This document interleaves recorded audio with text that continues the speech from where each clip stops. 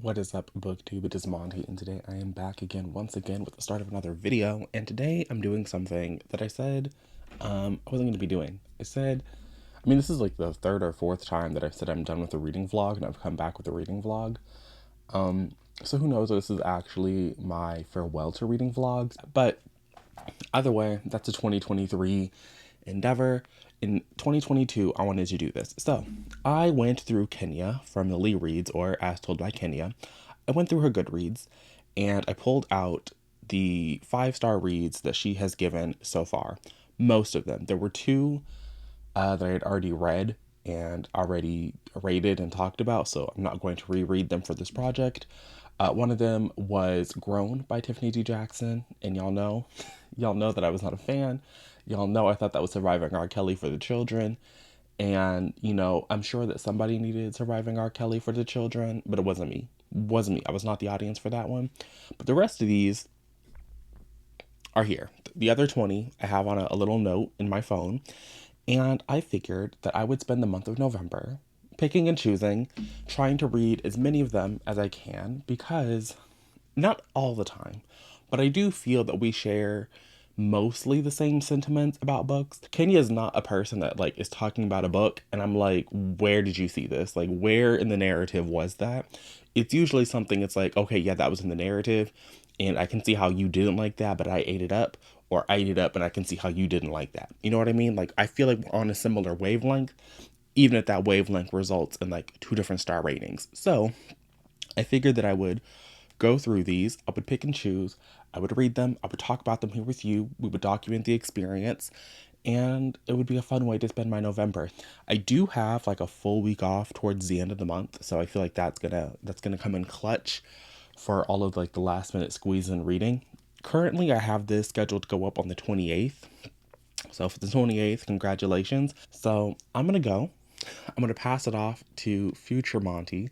And he's going to do the little slides and transitions. We're going to try and make this a full production, just in case it does wind up being my final moment here. So there are going to be timestamps down below. I don't know how many timestamps are down there. I don't know how long this video is because I'm filming this in the past. Currently, it's the present for me, but the time you're watching this is the past.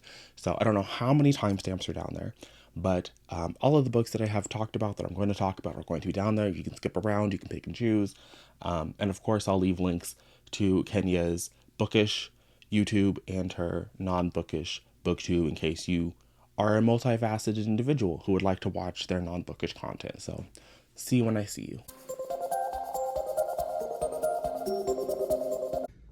I was really about to clap, like we needed that. But what is up, you guys? I'm back. I have read a book. I read a whole little, it's a novella. So like that's why there's not too many little updating moments.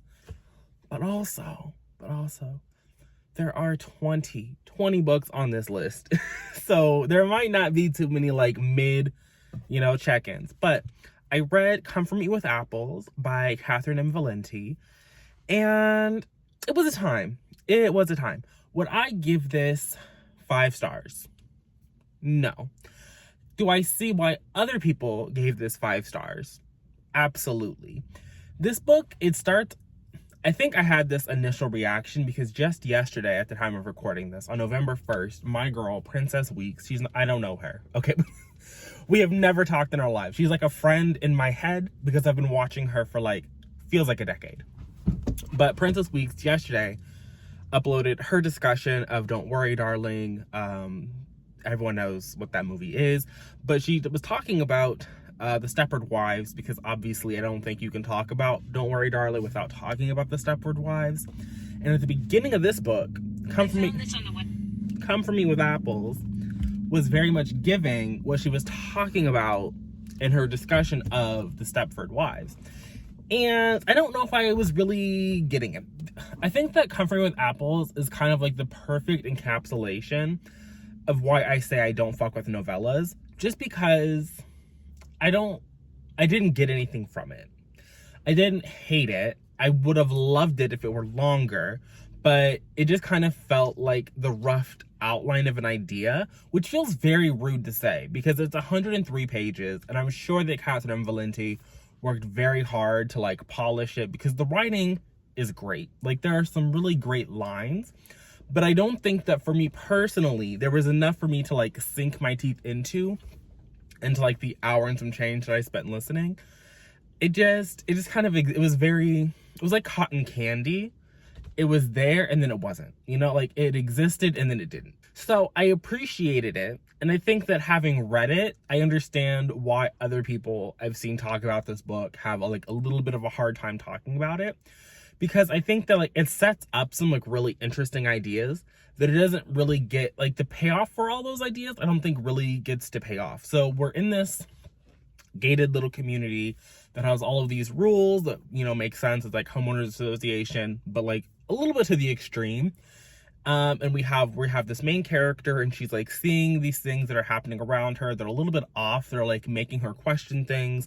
She's going to her husband like, yo, what is happening? Like, why is it like this? Like, I don't remember things being like this, or is something happening here? And at the end of the book, spoiler alert, so if you don't want to be spoiled for Comfort Me with Apples, just go on ahead, skip to the next part. But I feel like this is why the book didn't really work for me. What we find out at the end is that it's this like Garden of Eden situation. It's like Catherine Valente is looking at the creation myth, and she is like having fun with it in this little novella. And I think if this had just had not even like 500 pages, I think if this was just like 200, you know, like still short. I don't think I want, you all know, for me, like a solid novel is like 350 pages minimum. I prefer something like closer to like 380, 420. But, you know, 200 pages is like 97 more. I think we could have chewed with it a little bit, because the ending I thought was really impactful, and it recontextualized everything in such a way that I really wanted to examine it. And like, maybe if you had to like write a paper, you could do something with it, but it's just like a pure reading moment. It's like 3.5, maybe a 4-star, because I didn't hate it. I didn't hate this at all. So I don't want to give it like a 2, 1.5 situation, but I do think that I would have appreciated it more if I got to see Catherine playing with these ideas that she was presenting, if I got to see the narrative wrestling with it a little bit. Instead, it was just like weird shit happening, weird shit happening, weird shit happening. Oh, look, Adam is Adam. And at the end of the book, we get Eve, and it's going to like play over again. And like, maybe even if it wasn't just like 100 pages longer, if there was like a follow-up to Comfort Me with Apples, I don't know. There was something here, you know, that I just needed more from it, you know, which obviously is not gonna happen. Catherine Valente wrote this book like a year ago. It's done and dusted. They've moved on with their life. But I would say that if you were interested in reading this, it was good. Has this inspired me to pick up more Catherine Valente? Probably not. It was fun to dabble. I think that in terms of like kicking off this project, it was a good way to like ease in. It was a good way to ease into some reading after spending most of October checked out. So I don't hate that I spent my time with this book. I don't hate that I read it. I don't hate that I experienced the story. I think that it was a fine time. I'm gonna go, and I'm gonna run my little errands, go to the library, get some of these books that I have on this list physically, so I have the option to not check out an ebook or the audio or whatever.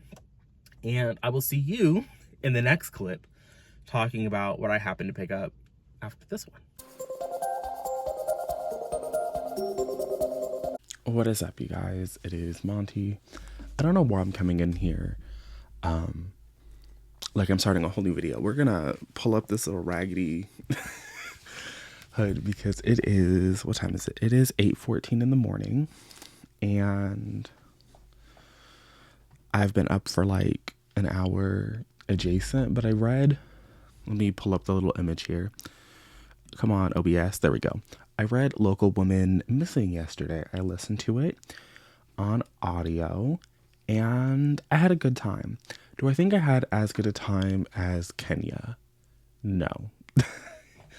I think that this kind of reminded me of when I read The Night Swim by Megan Golding, and it was almost Leanne Moriarty levels for me. But I think that Leanne does like a much better job of like pulling you in to characters' lives, whereas Mary Kubica, it felt like aspirational. But let's pull it back a little bit, and I want to talk about what this book. I'm also just gonna get rid of. Am I gonna get rid of?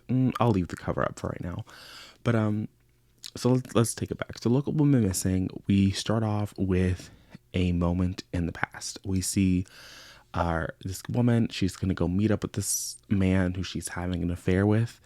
But we know going in that this is like a thriller mystery crime novel, and so obviously some bad shit is gonna have to happen to her in the past. Then we leave the prologue and we flash forward to the present, and we are with this little girl, and she's trapped in the basement of this house. We know this girl has been abducted, and she is trying to like fashion a weapon so that she can escape from where she is.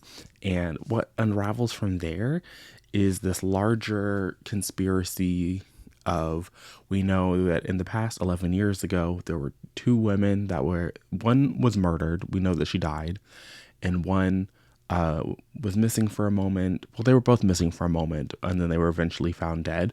But there was also this little girl, Delilah, who was abducted. And so the book is trying to figure out, what happened to Delilah, what happened to these women that ended up with them dying, and the fallout from all of these things happening.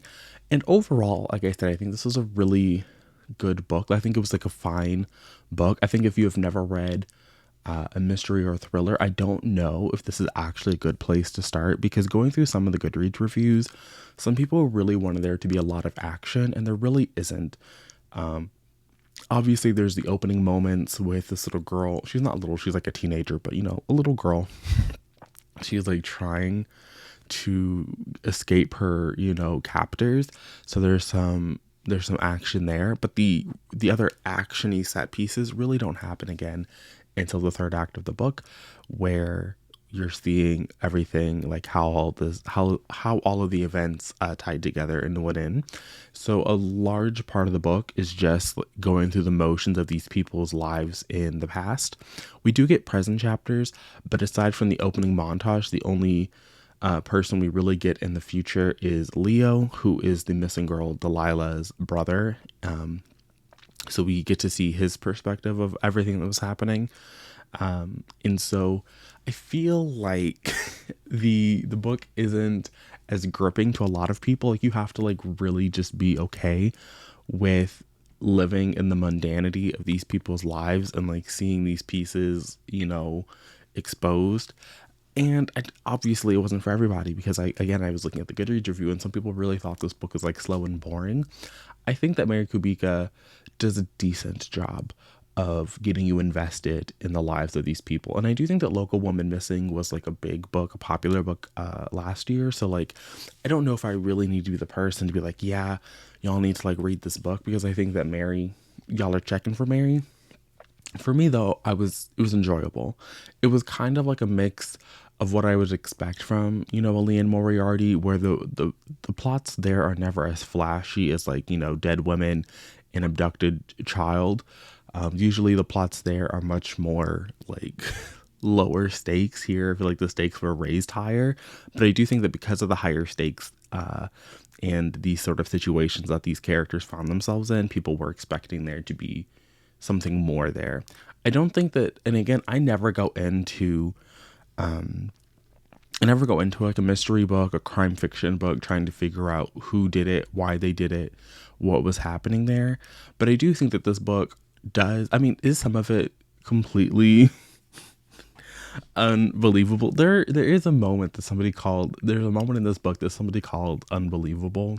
I don't think it's completely unbelievable that the police are completely inept at their job, and that, that thing could have happened for the brief period of time that it did.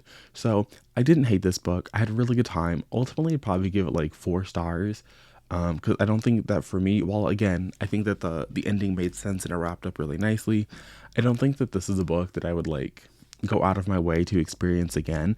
And I don't think I'm going to be thinking about this one for the rest of this project. So overall though, I'm happy with how this project is progressing. I'm excited that so far I've read 2 things that I've enjoyed and I'm having a fun time.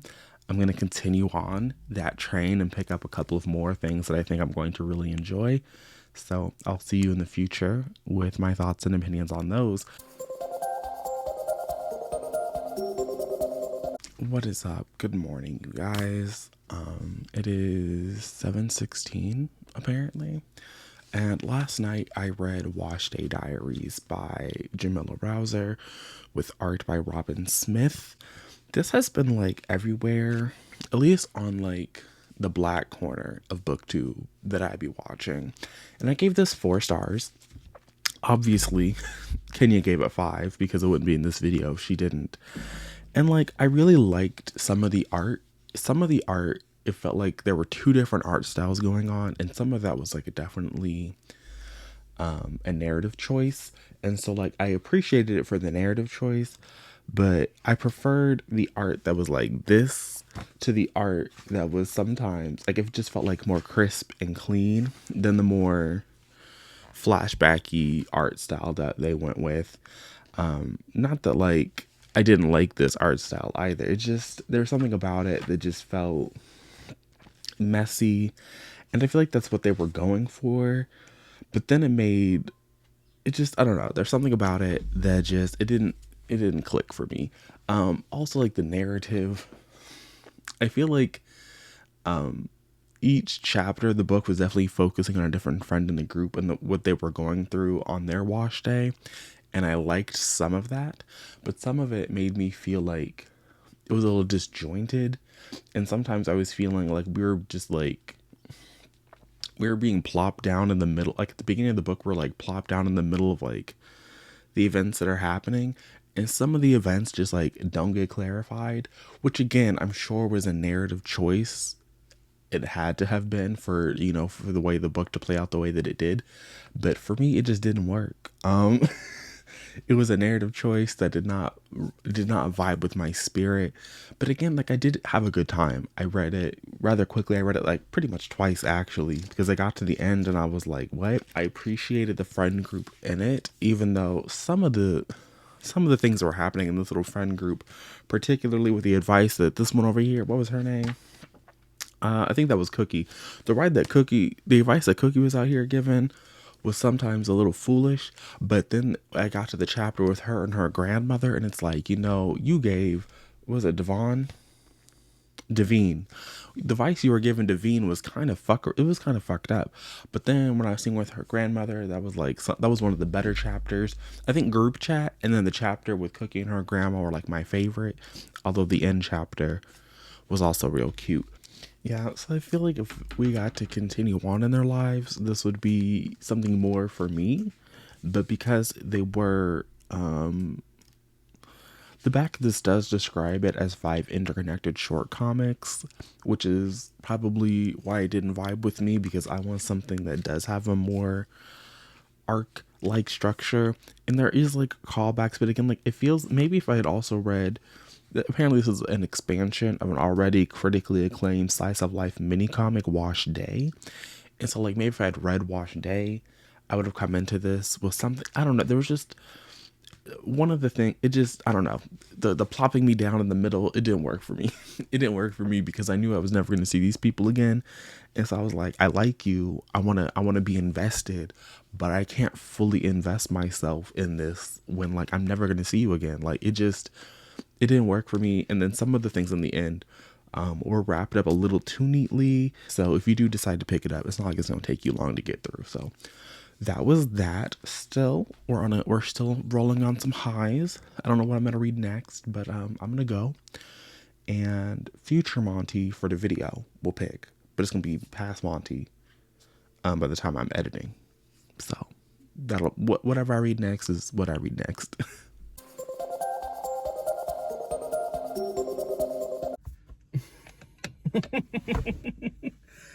Okay, so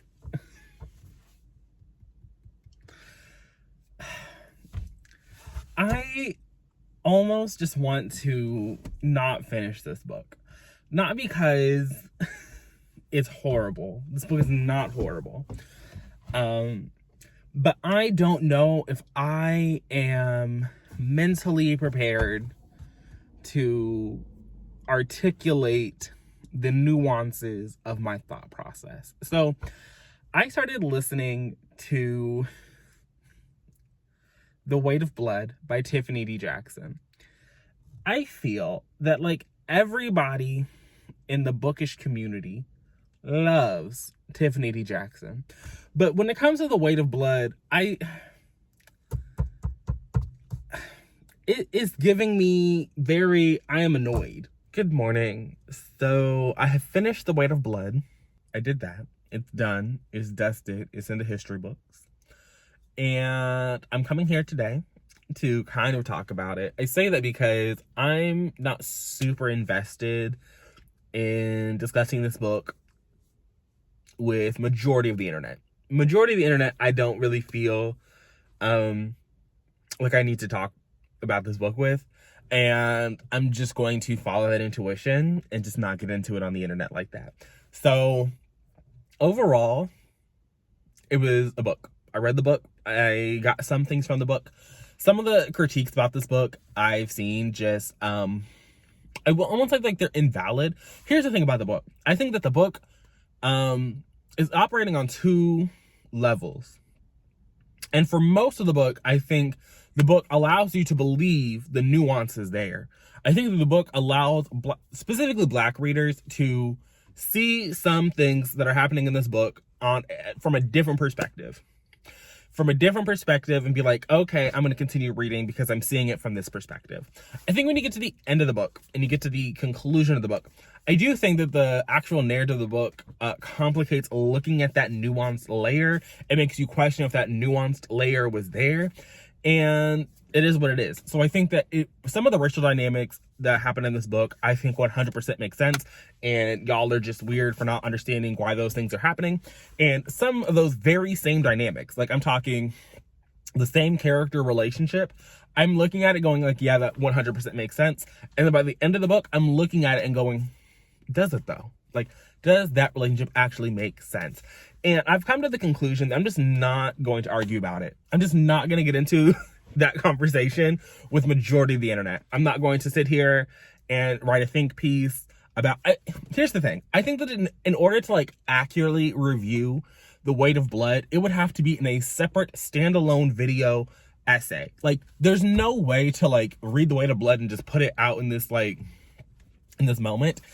And I think that it requires a lot of like actual emotional effort to give a review of this book that I think is worth somebody's time. And at this point where I'm sitting, I don't know if I want to be that person. Like this is like completely a different like sidetrack from like The Weight of Blood. But like, how do I do this? I think that YouTube as a platform already incentivizes somebody doing that kind of effort. I think that maybe not for a Black book, but just that level of effort to like break down a piece of media. I think that it incentivizes that. And I think that it incentivizes that in a very critical way. And so much of my audience, I was listening, was it FD Signifier? It was one of the little video essayist people I'd be watching. I think it was FD Signifier. I think it was one of his older videos. But he's like breaking down something. And like as a Black person, you can really only get clicks and views if you're out here giving hot takes. And so much of my personal, and I think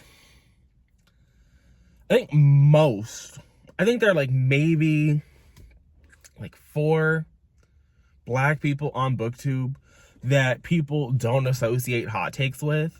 And I don't want to be associated with my hot take on The Weight of Blood. Like, it already bothers me that people be running around the Twitter streets and the YouTube streets saying that I hate everything, when I very clearly don't. Like, it's really not cute when I hear people say that I just hate everything, because I don't. But what is incentivizing the clicks and views is me breaking the shit down. And I think to break down The Weight of Blood, I think that part of it would give too many, like there are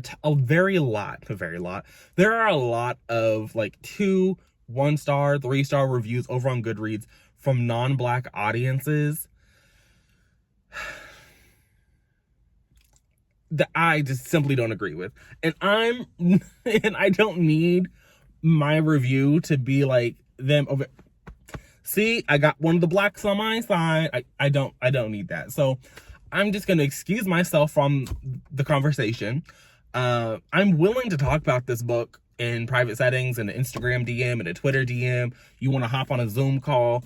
If you're, not, if we can hop on a Zoom, we can have a nice little round table moment. But this book, I don't think wasn't for me. I'm not going to tell y'all not to read it. I'm not going to tell y'all to read it. Y'all are grown adults on my channel. Specifically, I see my age demographics. There might be a couple of kids out here. If you're a child and you want to read this book, go for it. Go for it. Get your little move on. If you are going to pick it up, obviously racism is throughout the book, so that can be a triggering topic for some people. Child abuse, because it's a Carrie retelling. Police brutality, because there are black people in the book. Anything else? Obviously, like bullying, harassment, because it's a Carrie retelling. Stuff of that general nature. So go into the book prepared to deal with all of that. Protect yourselves, get your self-care items ready, get yourself in the right headspace. But that's really all I have to say about this. So I'm gonna go. I don't know what I'm gonna read next, but once I figured it out, I'll be back here making a clip about it. We're gonna attempt to update you guys in this little car moment in the parking garage. The lighting is going to be horrible, but I'm just getting off and it's snowing. So when I get back to my apartment, there's going to be no light and I'm going to have no energy to update. So here we are. I have been listening to Monday's Not Coming by Tiffany D. Jackson today at work. I have about an hour and a half left, which with making dinner and eating dinner, I will knock that out. So I'll be back again tomorrow. I just want to say that reading this, I understand why people were rooting for Tiffany. Reading this book, experiencing the story, I understand why the girls were going so hard for Tiffany D. Jackson. I just think that she has fallen off. I also feel that, how do I say this? Do I think that Monday's Not Coming and Grown can coexist? Clearly, because HarperCollins bought both books. HarperCollins said, yes, we are going to purchase both of these. We're going to publish both of these. Congratulations. But I think that if I had written Monday's Not Coming, I would not have written Grown. And I also think that, how do I say this? I think that at the time that I read Grown, allegedly Tiffany D. Jackson was running around telling people not to compare it to R. Kelly. It had nothing to do with R. Kelly. You already wrote Monday's Not Coming. And so to have Monday's Not Coming already exist, I think it's weird for people to tell me that Grown is not about R. Kelly, because it very clearly is about R. Kelly. And it's surviving R. Kelly for kids. And Monday's Not Coming, I think, tackles a lot of those same issues. But I guess this one, we're seeing the effects on a friend.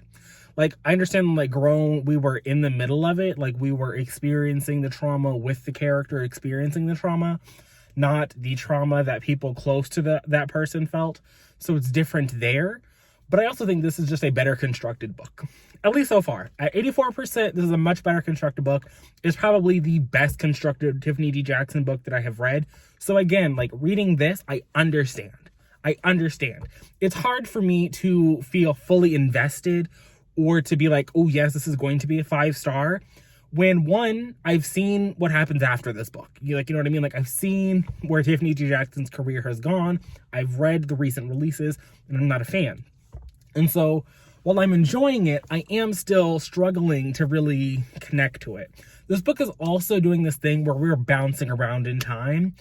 I don't know if I don't like it because I'm listening to the audiobook because, I gotta pay my bills, so I have to go to work. And so I'm listening to the audiobook and I'm following the storyline, I'm following the timeline. Or maybe it's just because I recently read them little Allie Hazelwood's. I don't like it when people fuck around with time. It's not on my major list of please don't do this. Please, for the love of God, don't do this. It's not on that list. but I don't like it. Like, I would prefer a straight linear story. And would this story, like, in a linear in a linear fashion, be interesting? Probably not. I don't think this book would be as engaging if it was just like these little friends and then homegirl's gone. Like, I think it wouldn't be as good as, you know, flashing back, getting these moments in the present with her looking, flashing back to understand Monday, flashing forward, Monday's not here, flashing back. Like, I don't think the story would be as impactful if it was just like boom to boom, but I don't like it. I don't hate Monday's not coming. I don't really care about the character we are following, the life that she is living. I can care about Monday, like I want to know what's happening to her. But of the books I've read for this project so far, it's another 3-star, I think. Maybe a 3.5, because I am enjoying this one. I'm trying not to, like, judge it against The Weight of Blood, because y'all know I'm not talking about that book. So I don't want to judge it against that one. But I am trying to be fair here. But because is very clearly the sliding is horrible, I'm just going to wrap it up here. And I'll be back hopefully with like final thoughts in a more coherent fashion in the morning. Good morning. You might hear the trash man in the background, but I'm going to try and keep this really brief because, oh my God, y'all are...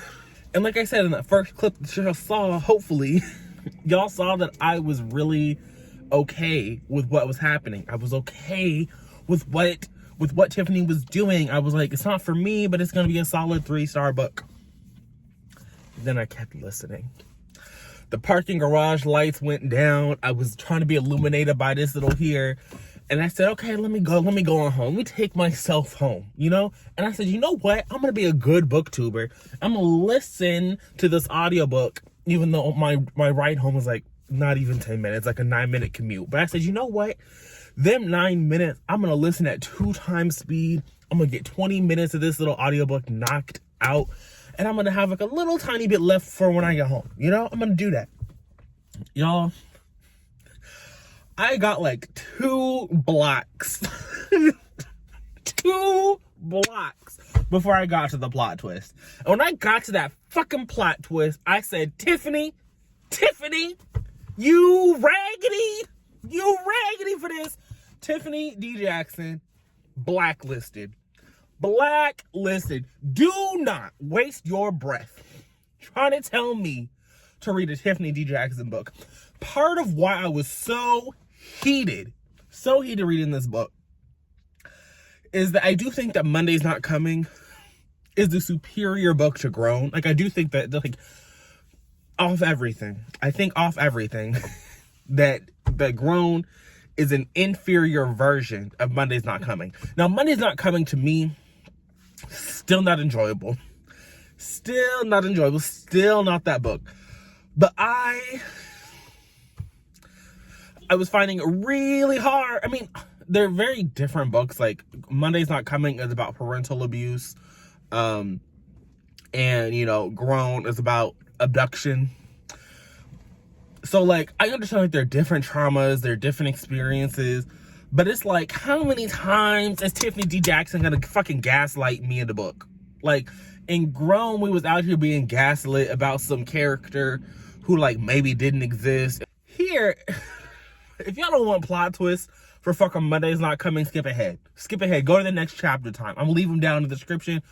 Go on ahead. I already kind of spoiled it because, you know, Monday's Not Coming is about parental abuse. But when we got to the little moment, and the girls were like, it's been 2 years. What do you, like, I said, what do you mean it's been fucking 2 years?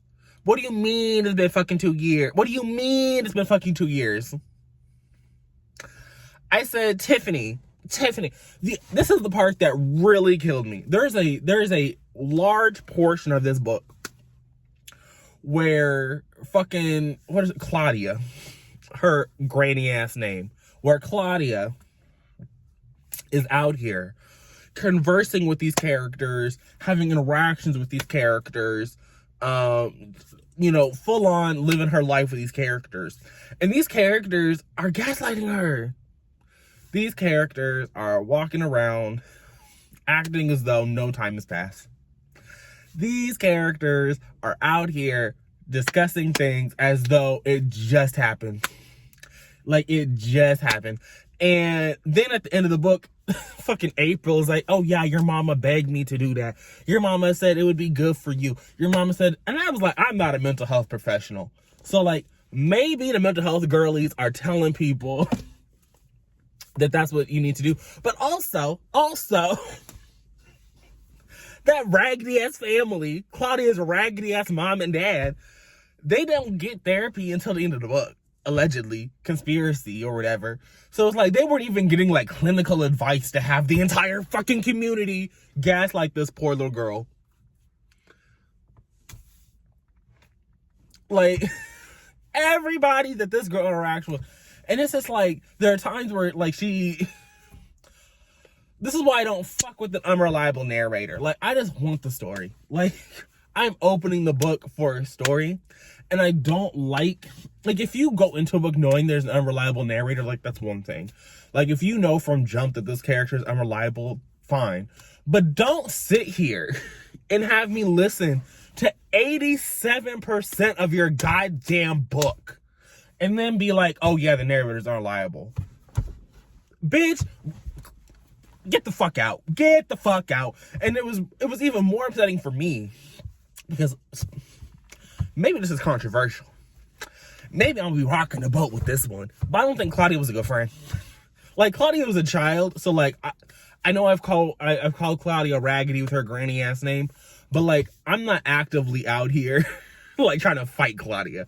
But I do think that Claudia was like that friendship that she had going on with Monday. It was a little weird. It was a little possessive. I not gonna lie to y'all. I really thought the plot twist was gonna be Claudia killed that little girl. I thought it was gonna be if you can't have me, like, if I can't have you, if you don't want to be my best friend, you can't be nobody. But I thought it was gonna be on that. That's where I thought we was going. So when it was like plot twist, it's been 2 years and her mama killed her by locking her in a closet, and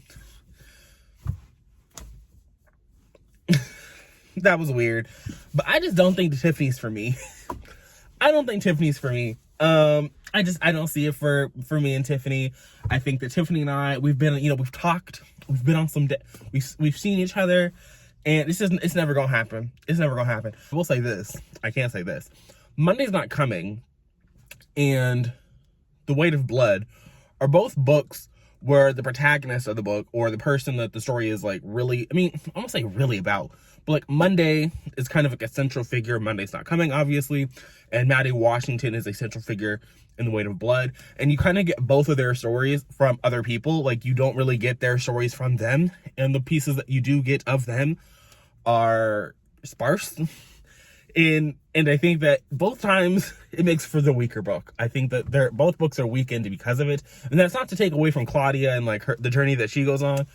But Claudia needed a better community.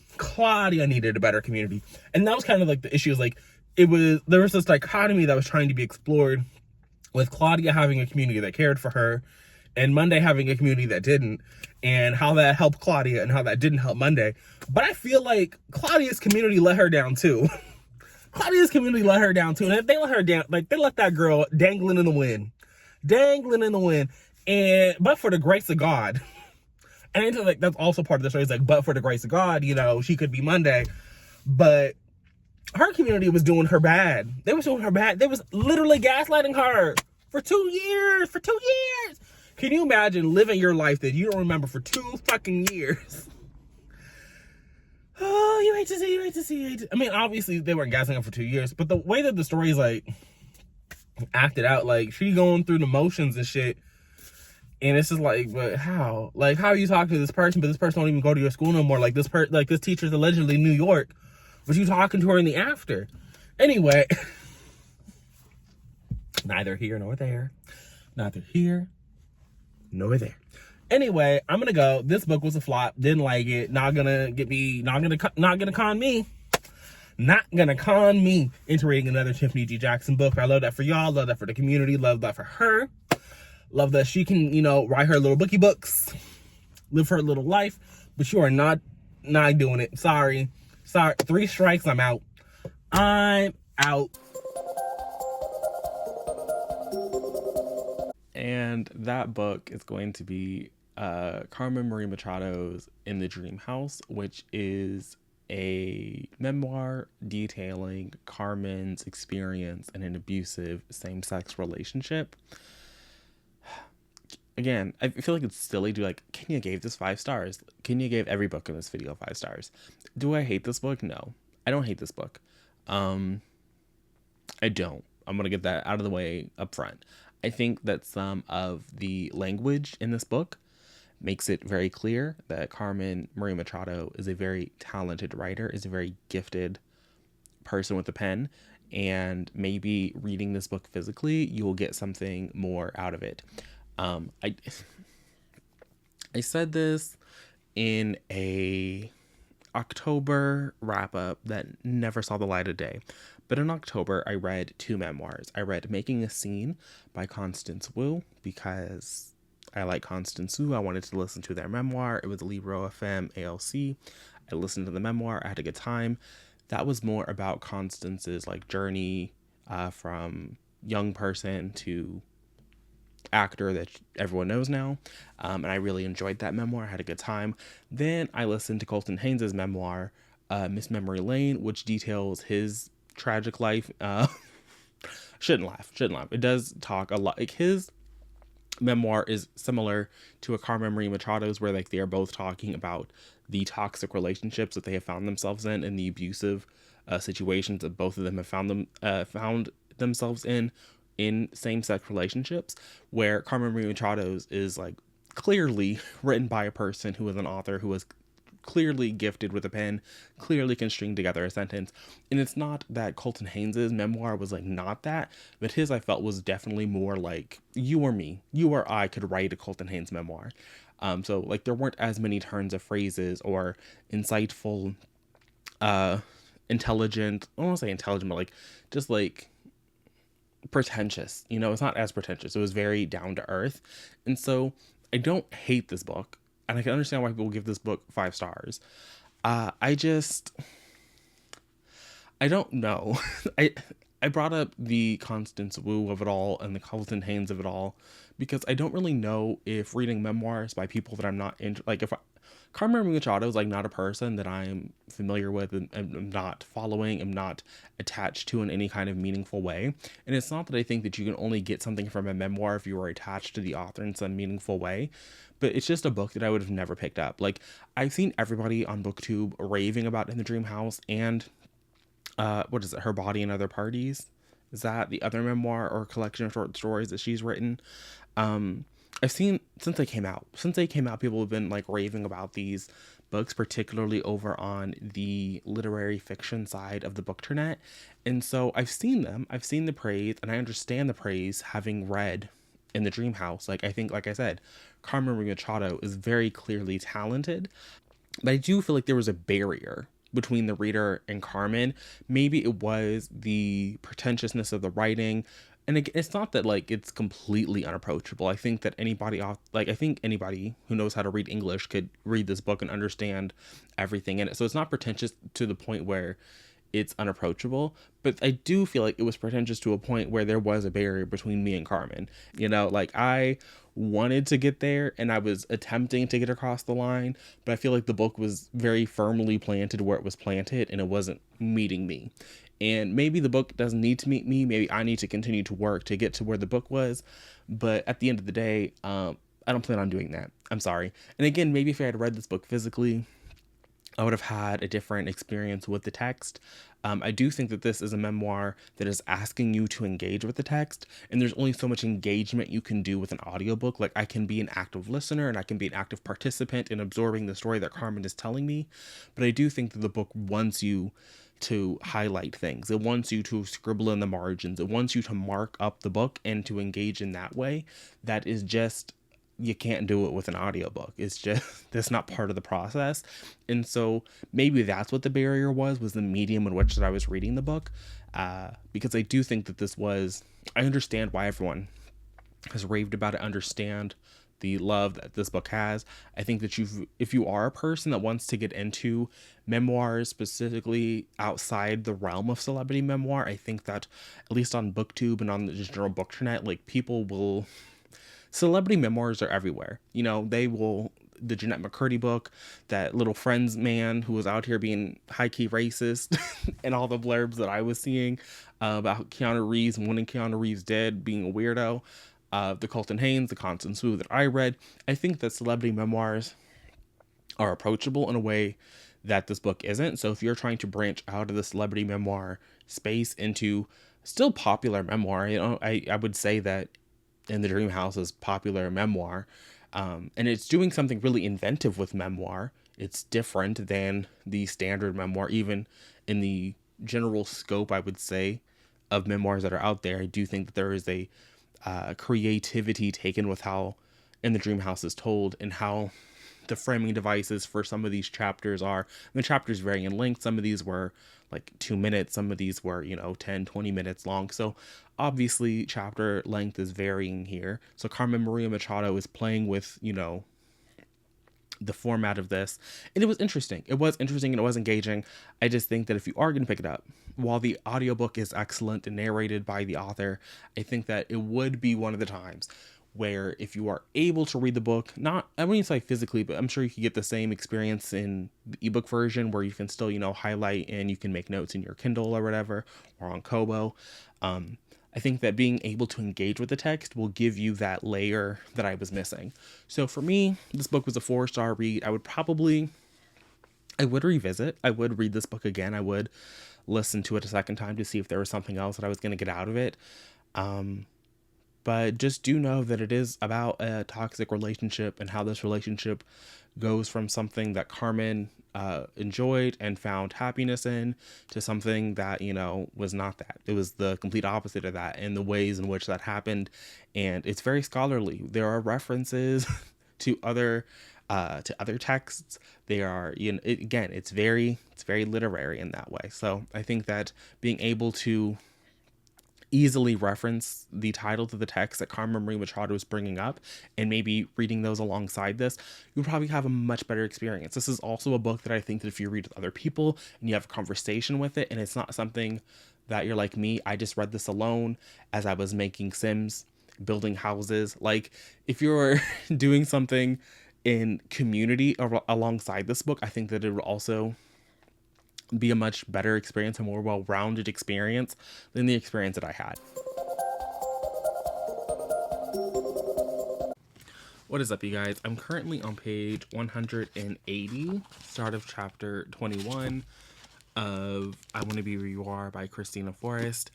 I'm not going to be too hard on this book for one reason, and that's because I'm constantly saying that I want more Black nonsense. Like, I want Black people just going out in the world, having fun, rom-com-y adventures, particularly in YA. Like, you can find adult romance that is by a Black author doing, romancy things.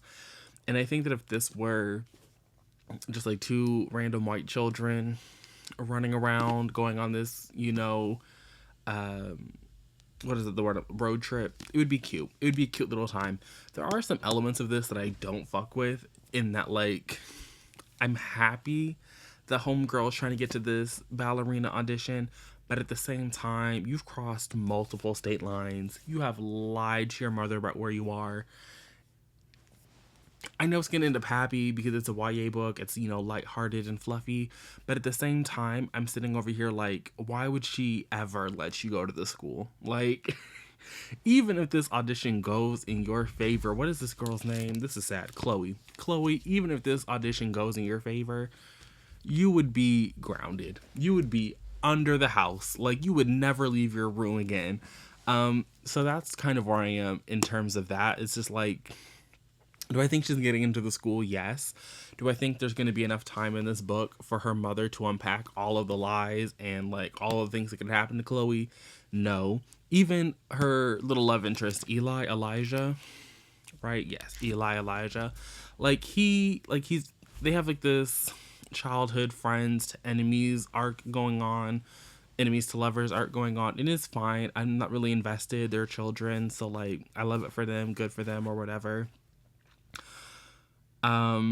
But I really can't get past the fact that it's like, girl, you would never go to that school. Like, you would never see the inside of this conservatory because you would be grounded for the rest of your life. You would be grounded for the rest of your life. So, in that respect, don't like it. Don't really care about the romance because they're children. But I think that, like, his storyline, Eli's storyline, he got a lot that he needs to unpack with his family. And this book is just, we're not going to unpack it. So, I'm not gonna take any of that off of the book because again, I want this. I want to see more of this, and so I'm happy.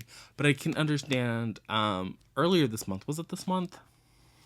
Was it this month that I read Zyla and Kai? I think it was. Might have been like very end of October. I read Zyla and Kai, also by Christina Forrest, and I can see there are some similarities. I do appreciate that this is a much shorter book. This is like 200 pages shorter. It actually might even be 300 pages shorter. Yeah, this is like 300 pages shorter. So part of me appreciates that, but part of me also wishes it was a little bit longer. But this is also more lighthearted and fun. Zyla and Kai was like, it was giving Tiffany G. Jackson aspiration, and I went to, let's walk back from that ledge, Christina. Let's walk back from that ledge. So I am having a good time. If I were to rate this where I'm at, it would be a 4-star. But I'm going to pop in and say I liked how this ended. I thought it was cute. I liked how the parent, like her mother, responded to the situation. She should be a parent. I should not be a parent because, again, with all the shenanigans that were happening, you would have never seen the light of day again. You would have been grounded for the rest of your life. But again, it was cute. It was fun. I'm happy that it got to feature some black people. So I'm going to give it 4 out of 5 stars. If you're looking for something light and fun, this is definitely that. I feel like everyone has read this, though, because this did come out in 2019. So, like, you had a whole pandemic, a whole lockdown, a whole second lockdown, years to read this. But if for some reason you haven't, this was good. This was a good one. I understand the hype a little bit. It's not a new favorite. I'm not going to rush out and read every Christina Forrest release. But I appreciate what she was doing here. So I'm happy to have experienced this. So there's really not a whole lot to say, just because I kind of, you know where the story is going to go. And it's going to have a happy ending. And so the happy ending was cute. It was cute. There's nothing really to critique. Nothing really to conversate about. It was a good time. What is up? I'm about to head to the library because some holds came in, but I did start listening to Clapping You Land by Elizabeth Acevedo. 38% in. I don't think this is going to be a 5-star read. I don't hate this book. I have like no strong feelings for or against it. This is a book that I picked up on audio, and like it's fine. I think both narrators, it's dual narrators, one for each of the girls, and I think that it's interesting. I like the narration. I'm not against the narration. I think it's good. I know one of them is Elizabeth Acevedo and one of them is like a regular audiobook narrator. I think both storylines are compelling enough. The sister in New York, the sister in the Dominican Republic. Like, I appreciate both of them. I think they're really entertaining. They're bringing something to the story. They're, doing what needs to be done a little bit. There's just not a lot to talk about. I don't think there is going to be a lot to talk about. For me personally, I don't think this is one that I'm going to like rave. So I think just kind of like Wash Day Diaries and Local Woman Missing, I think I gave both of those 4 stars. So like, they're not flops. We're going up. And I think compared to The Poet X, I'm liking this more. But Clapping You Land so far, I'm having a good time. So like I said, I have to go pick up some library holds. That's what I'm about to do. And then what I think I'm going to do when I get home is listen to the book again. We're going to go back to Clapping You Land. And I'm going to play The Sims. I might get started on the thumbnail for this video, or at least like the background portion. Try to figure the layout of that out. And then, like I said, I'm going to listen. I have this entire week off. So it's currently Monday the 21st. I have the whole week off.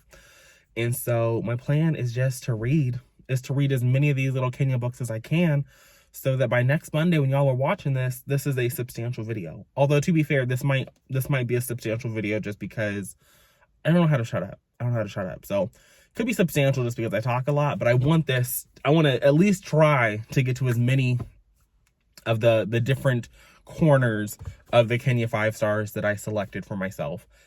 So that's my goal. That's the plan. And I'm going to go. I'll check back in when I have more thoughts, or to let y'all know that I finished Clap and You Land. Okay, so I finished Clap and You Land by Elizabeth Acevedo. Do I think this is 5 stars? Did I give it 5 stars? No, I didn't give it 5 stars. I think that this was a good book. I'd probably give it like 4 stars. I had a good time listening to the audio for this particular installment. Again, we're following these 2 sisters. They don't really know they're sisters. They find that out over the course of the novel. During my car clip, I said that some of it felt like it was like regular prose, and having flipped through, it's all verse.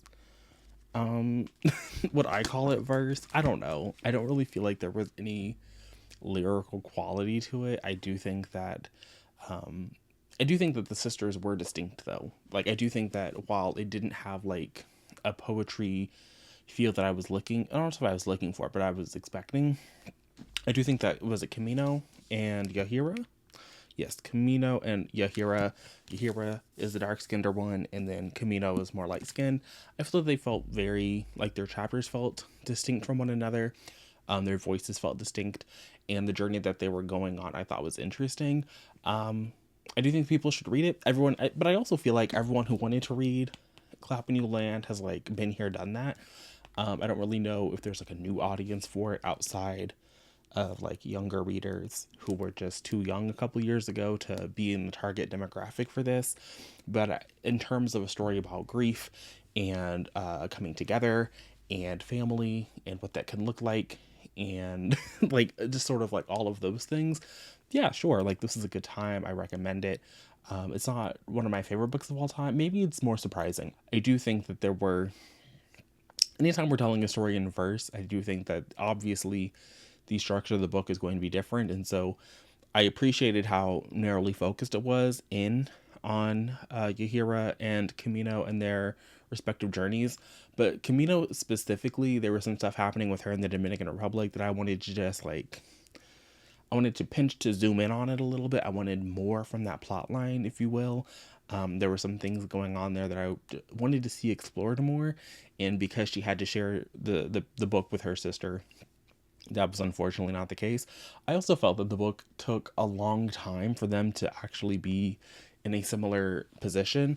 For the first half of the book, they are mostly unaware. And then for the second half of the book, they become aware and things start progressing with their relationship to one another. A lot of the book felt very looking back, which makes sense in a book about grief, but I don't know, like, because it was so backwards looking, it felt like there wasn't a whole lot happening in the present until like the last 15-20%. And stuff that was happening in the present, outside of them working through the crash and what both of these girls knew about their father. And so while that was interesting to see and interesting to see examined, ultimately I felt that the scope of the narrative was just very small, very intimate, and for some readers that's going to work. But personally, I'm looking for something a little bit, I don't want to say expansive, because I think that expansive has this connotation of just like, outsized, like larger than life, and I didn't need a larger than life plot, but I did want to see something more. Specifically, I wanted to see more of the reconnection process of these two worlds colliding, and I got to see some of that. I got to see some of the mingling. I got to see some of the hesitation that went into the before the mingling, but I just wanted more. I wanted more mingling. I wanted to see it. I wanted to feel it. And so that's kind of where the book let me down. But again, it is a good book. I do recommend it. So if you've been putting it off, pick it up. You'll have a good time. You'll have a good time. I can't imagine somebody like actively hating this book. I think that would be a little surprising to me. So Clap and You Land, 4 out of 5 stars. Not mad that I read it. Happy that we picked it up. That I was able to have this experience with these characters. And yeah, I'm going to go. And I'll see you guys in the next clip talking about another book. What is up, you guys? This lighting is just not for me, but I have read and I have finished The Wife Between Us. I listened to this on audio for the past couple hours while I was doing my laundry. Probably would have actually been better served to just read it physically because it's here. And two things. I don't think this is a thriller in the same way that a Leanne Moriarty is a thriller. And y'all know Leanne is my girl. Leanne is my girl. The only book by her I haven't really fucked with is 9 Perfect Strangers. And I feel like that was just me being petty. Me being petty. I think that looking back at that book is probably just fine. There are a couple still out there that I haven't read, but I've given myself some space because there was a moment where I was marathoning them. They started to bleed together. But The Wife Between Us is the same kind of a situation where there aren't too many twists and turns. There's not a lot of figuring out who did it. You're just following the life of this girl, Vanessa, as we see her look. We're going to rewind. So we're following Vanessa, and we know that Vanessa has been recently divorced, and we seem to believe that she is out here stalking her ex-husband's new fiance, wife, person. And we're like, why are you doing that? Why are you doing that? That's a little weird. That's a little suspicious. And you just follow that storyline and you get to see why homegirl is out here following around the new wife, the new mistress, that person. And is it a 5 stars? The answer is no, but I actually did have a good time. I think that I can understand why after this came out, Sarah Pekkanen and Greer Hendricks blew up a little bit. I think every year now they have put out, is it every year? I think so, because they have the Red Book and the Golden Couple, and I think there's another book between the Red Book and the Golden Couple. So every other year or so, they've been pumping out these new releases. And is this a duo that I think I need to read everything from? Probably not. I'm going to give this a solid 4.5, because while I enjoyed it, I do, at the end of the day, I'm kind of like, there are some books that I think can be books, and I feel like The Wife Between Us should have been a screenplay.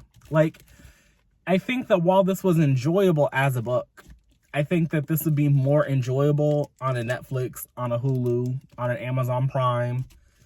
And I have to say, a streaming service, because it's not gonna, Fox Searchlight ain't making this into a thing. Lionsgate, they're not making this into a thing. So it's it would make a good, movie, but it'd have to be at a streaming service at this point. So I enjoyed the story. I liked seeing the journey where Vanessa went on. But again, it's not really a thriller, and it's not even a thriller. This book and the Leanne Moriarty books are similar, but the Leanne books have a bigger cast of characters. And in this book, we're really following Vanessa in these 2 timelines. So we do get to see Vanessa during her marriage, and then we get to see her after the marriage has ended, and we're seeing what is happening, why she's following around this lady. So it's really narrowly focused. And in a Leanne book, you get the sister of somebody, the mother of somebody, the neighbor of somebody.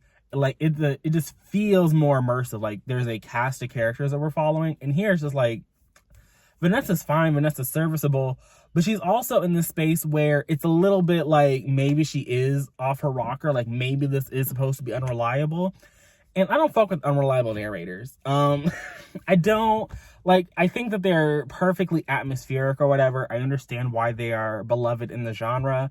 But if you have me out here second guessing, I'm just going to not guess. I'm just going to take what you're telling me at face value and expect at the end of the book for some fuck shit to happen. And I will say, no fuck shit happened. I don't think any fuck shit happened. So I appreciate the fuck shit was avoided. But at the same time, it's I'm just going along to get along. There's not really much else to get invested in. So I also understand why this isn't for everybody. This has a 3.8 on Goodreads. I'm sure because it was a popular book. I'm sure it was nominated the year for the Goodreads Choice Awards, and that's always going to get more eyes on a book. So sure, I understand why there's some disappointment here, because there aren't twists, there aren't turns. Vanessa is a very stock character in these kind of more intimate settings. And so it's like, you've read this book. Now, have you read like what happens at the end of this? Maybe not.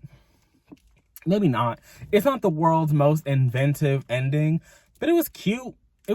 I do think the epilogue was unnecessary. Like, the story wrapped up and I was like, okay, that's cute. I don't know why we have an epilogue. And then I listened to the epilogue and I was like, that's cute. So, okay, sure. It was like a little extra seasoning salt on top of the meal. Sure, we can have that. That can be included. So yeah, it's a 4-star book. It didn't do anything. I don't think it did anything revolutionary, but it was perfectly enjoyable. I don't regret reading it. I am a little sad. Usually these like blue and yellow books are bangers. And this was, it was a whimper, but it wasn't as whimpering as it could have been. So I will take the wins where I can get them, but I need to go to the store. So that's what I'm going to go do now. I'm going to go to the store and I'll be back later at some point. My goal is to read 4 books today. So if you see me in the same situation later, after this clip, then I was successful in reading 4 books. But at this rate, it's like 2 o'clock. Probably not going to get through 4 books. Probably only going to get through like 2 or 3. Kenya. I feel like there has to be a disclaimer somewhere that going into this project, I knew it was risky. I knew it was risky based on who I am as a reader, what I am trying to get out of these things, how I typically approach other people's books that they have given 5 stars. Like, it is an inherently volatile practice for me to be like, you gave it 5 stars, let's see. That's like the equivalent of me choosing violence. And to check out every single 5-star, but like I was really hoping. I was on a wing and a prayer. And I feel like that's going to make it sound like I Really Hate Memphis by Tara M. Stringfellow. I'm going to go with Tara. Because if I say Tara, it's giving Garnet the win. So I'm going to go with Tara. So Tara M. Stringfellow, she wrote this book, Memphis. I think she actually lives in Memphis now. Yes, she does. And apparently she sits on her little porch swing, and her hound, Huckleberry, is in her little author bio. So she wrote this little book, Memphis. And I will say the only thing that I knew going into this book is that it's a read with Jenna. I need this read with Jenna sticker off. I think that she has like the smallest sticker, so it's like the least obtrusive, but it's also the ugliest. So I need her and the people over at the Today Show to redesign this little read with Jenna sticker. That's number 1. Number 2 is I had heard that this was like Black trauma, and I feel like that's not accurate. Like, do bad things happen in this book? Absolutely. There's an off-page child sexual assault when this child is like 3 years old. Their grandfather, Myron, is lynched. Other bad things are happening. Derek is incarcerated because he joined the gang on the north side of Memphis. There's a lot of things that are happening in this book that you could put in the umbrella Black trauma. But what Memphis is at its core is it's a short little book. It's like less than 250 pages. That's kind of the first problem. I appreciated the brevity, and this book packs a lot. It does pack a lot into that 250 pages. But it really is the story of these 3 generations of women. We got Joan, we got August, who is their auntie August, Miriam, who is the daughter of the lynched person, Myron, and Hazel. We get Hazel. So Miriam and August are sisters, and then Joan is Miriam's daughter, and Hazel is the grandmother. So we are seeing this family in bits and pieces. The timeline bounces around from the I think we get like a chapter from 1938. So like late 1930s all the way to the very early 2000s. I think like 2003 is the latest the book goes. So it's that time frame, these 3 generations of women, their lives in Memphis, why they're in Memphis, the history that this family has in the city of Memphis, and what this family has gone through. It's a very, very small in scope. There isn't so much of like a plot. Like, the plot is not really, like, there's nothing external happening. The biggest sort of like arc is that we know that Joan is an artist, And from a young age, like when they get to Memphis, when Miriam's husband is like, he's been violent, he's been beating that woman, and so she leaves with her 2 daughters, and they go back to her sister August in Memphis, which I think is like a very classic, I don't want to say like a classic trope in like Black fiction or Black media, but I do think that in intergenerational stories about women and the focus on women and family, you do often get a character in those stories whose husband is abusive and they're fleeing in the night to go back to their family home and seeking refuge there with the women of their family. So you get that moment here. And so in that, from like 1995, I want to say, is when that scene happened. Maybe it was the 1980 scene. The years were never important to me. I didn't really care about piecing together a timeline personally. But in the image of Joan as a young girl, we see that she's trying to draw everything. Like, that's her character. And as she's getting older, we see that she really wants to be an artist. But all of the women in her family, well, not Aunt August. Aunt August, I think, runs a hair salon out of the back porch or whatever, which is real cute. It's not like a big part of the book, but it's in the book. But the women, Miriam and I think Hazel also went to the local nursing school. And so Joan's mother, Miriam, is like, you gonna be a doctor. You gonna be a doctor. It's real cute that you doing all these pictures and things, but you gonna be a doctor. That's kind of like the overarching plot. Like, if there's a through line, aside from this family's history in Memphis, it is this journey of Joan trying to be an artist or whatever. It was cute. But this was not a 5-star book for me. I think that I hadn't read this when I was reacting to the Goodreads Choice Awards, and I'm happy that this book is there. I'm happy that this book is, I think it's best debut. For me, what is taking this down to like 3.5, maybe a 4-star, like I liked it enough to like give it the 4-star on Goodreads. What's taking it down for me is I don't think that the writing was there. I don't think that the writing was really punchy enough. I think the writing is perfectly serviceable, but that's about it. Like, there isn't anything here that I thought was elevating this story. Like, it was a good story, and I'm happy that I've read it, and I would recommend other people to read it, specifically if you like intergenerational stories. I've read a lot of them this year. At the beginning of the year, I was reading, I felt like, at least one a week, where I was finding these women and their families. And if I hadn't read 50 Words for Rain, maybe this would have hit a little harder. But 50 Words for Rain, now that was a book. That was a pen. Asha, let me know how to write a book. That was a book, okay?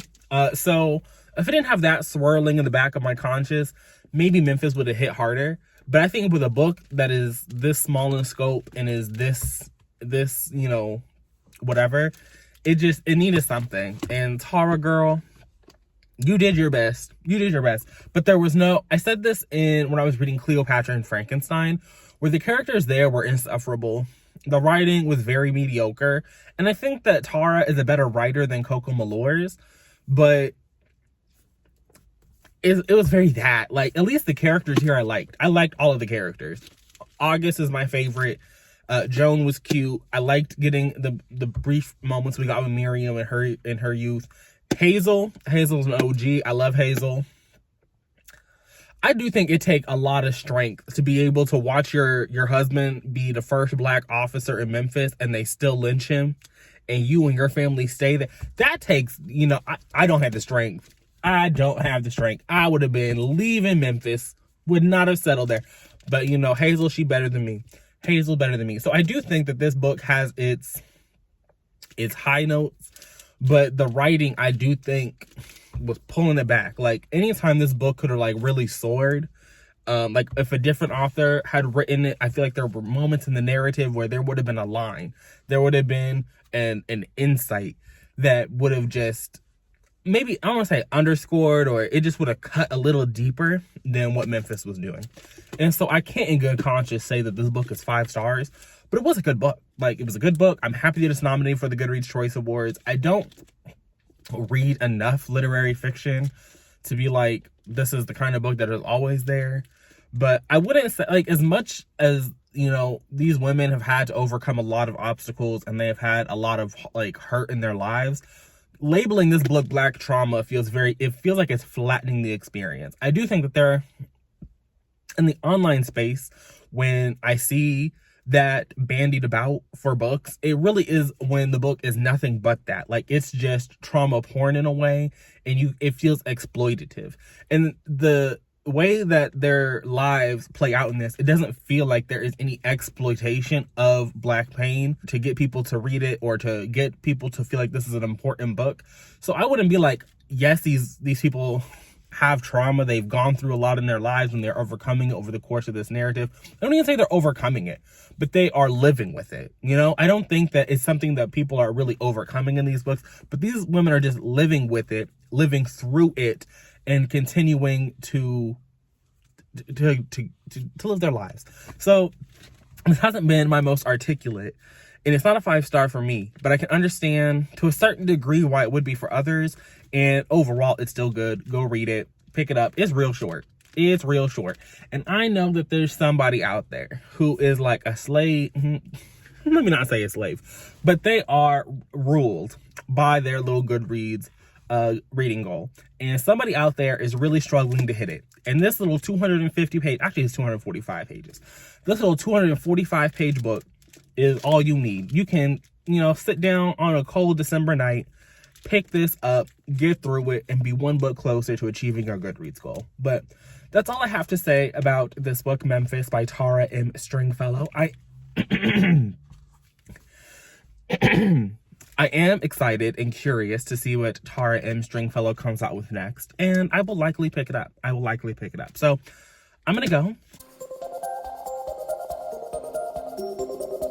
We are getting to the time of the week where I am getting nervous that, or not the time of the week, we're getting to the time of the month where I'm starting to get a little nervous that I'm not going to be able to complete this project to its entirety, because I really want to read all of the books.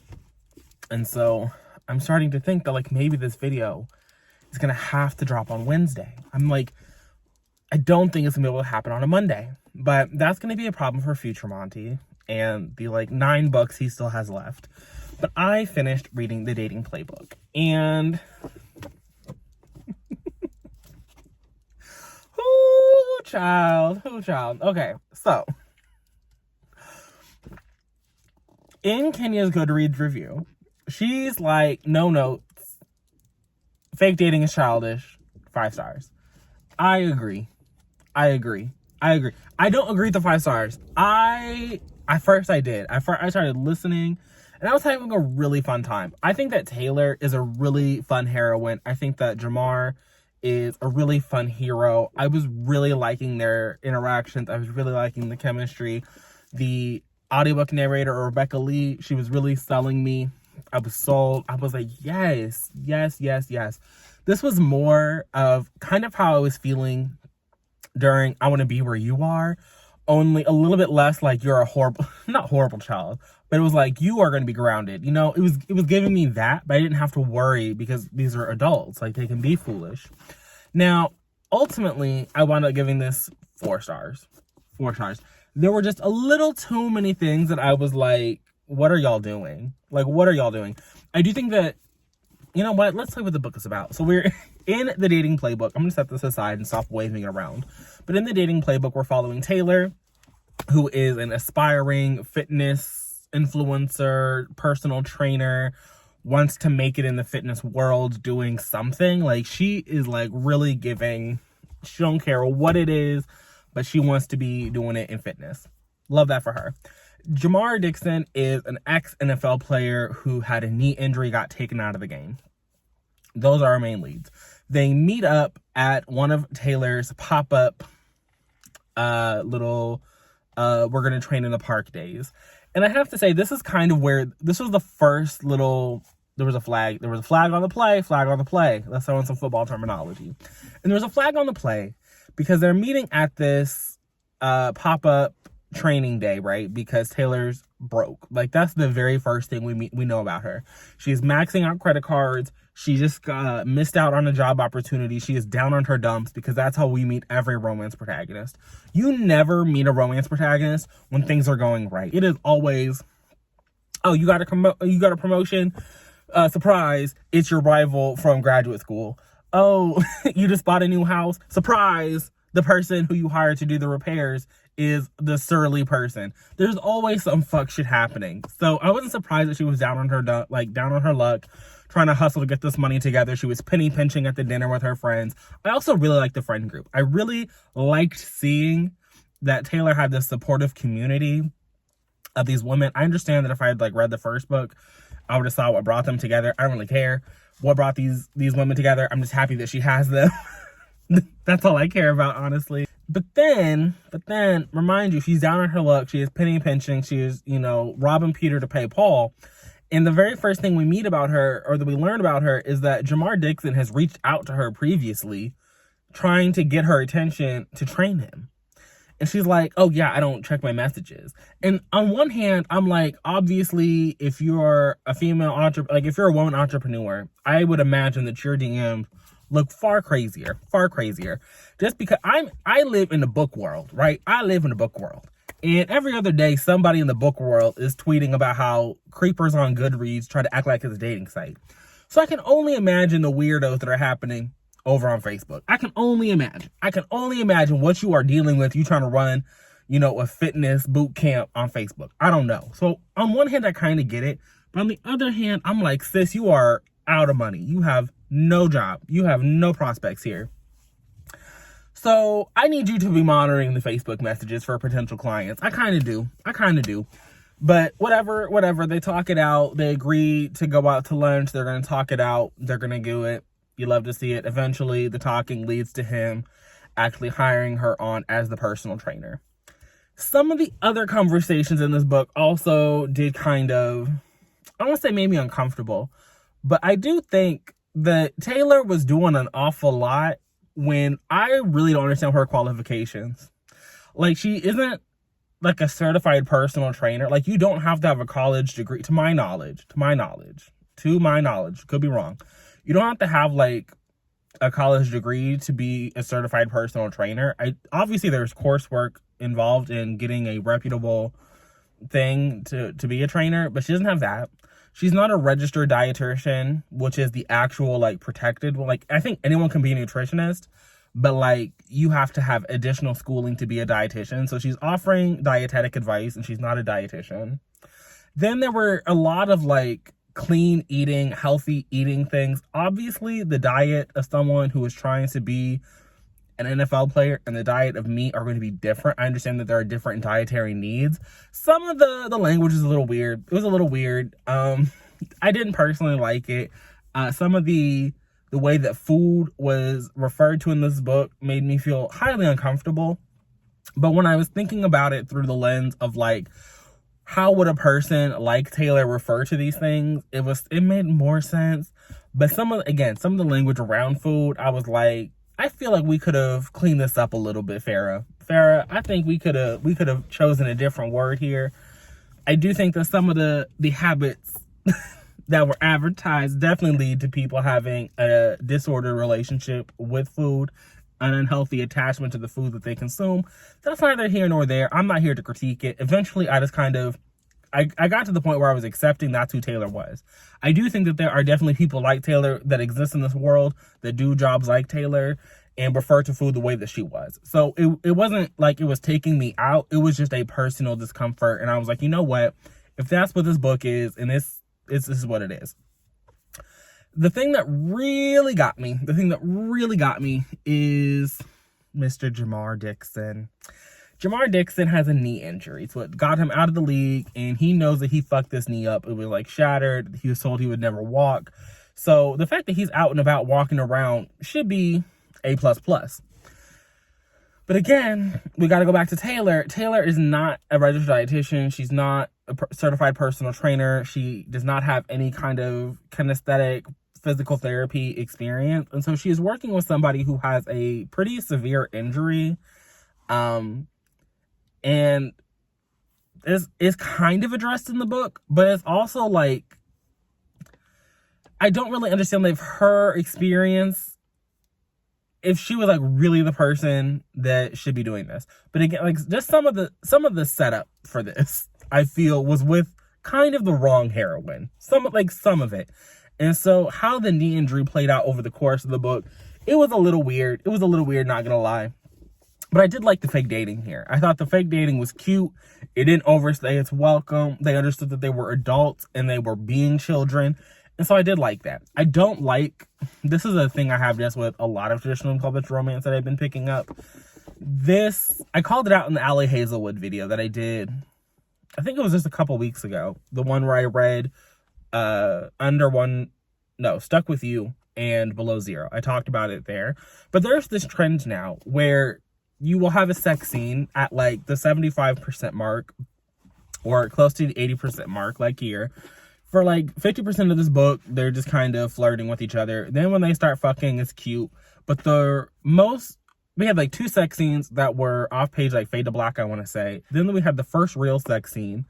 And then right after that, it was marriage in trouble. It was relationship in trouble. It was, we are careening towards a breakup. And it's like, you cannot get me personally. You are not going to get me to go from homegirl was swallowing and climbing up and riding him, save a horse, ride a cowboy, doing all that. And then literally in the next scene is, oh yeah, we're breaking up because we're breaking up. We're breaking up now. And then we go straight back into, oh yeah, save a horse, ride a cow. I mean, to be fair, we did not go back straight into it, but it was like, the breakup was literally here. Like, we had this much of the book left to go, and we're breaking up. For what? For what? Explain to me quickly, Farrah, why they needed to break up at 92%. Explain to me. We don't need that open. But explain to me. Explain to me. And I really hate it. Like, I understand that they have to shoe in this third act breakup. But for me, if you're gonna put it in, if you're gonna do that, I need it earlier. I need it early in the third act. It cannot be at no fucking 92%. So there were some like small things that made this a 4-star for me. But I think this is a really good romance book. It was fun. I like Taylor. I like her friends. I don't know if I like her friends enough to like read their books because the other books I've heard kind of mixed things about. But I might read them. I don't know. I'm not in any rush. I will say that. I'm not in any rush to read them. But the dating playbook was fun. It was fun. It was giving me what I wanted it to give me.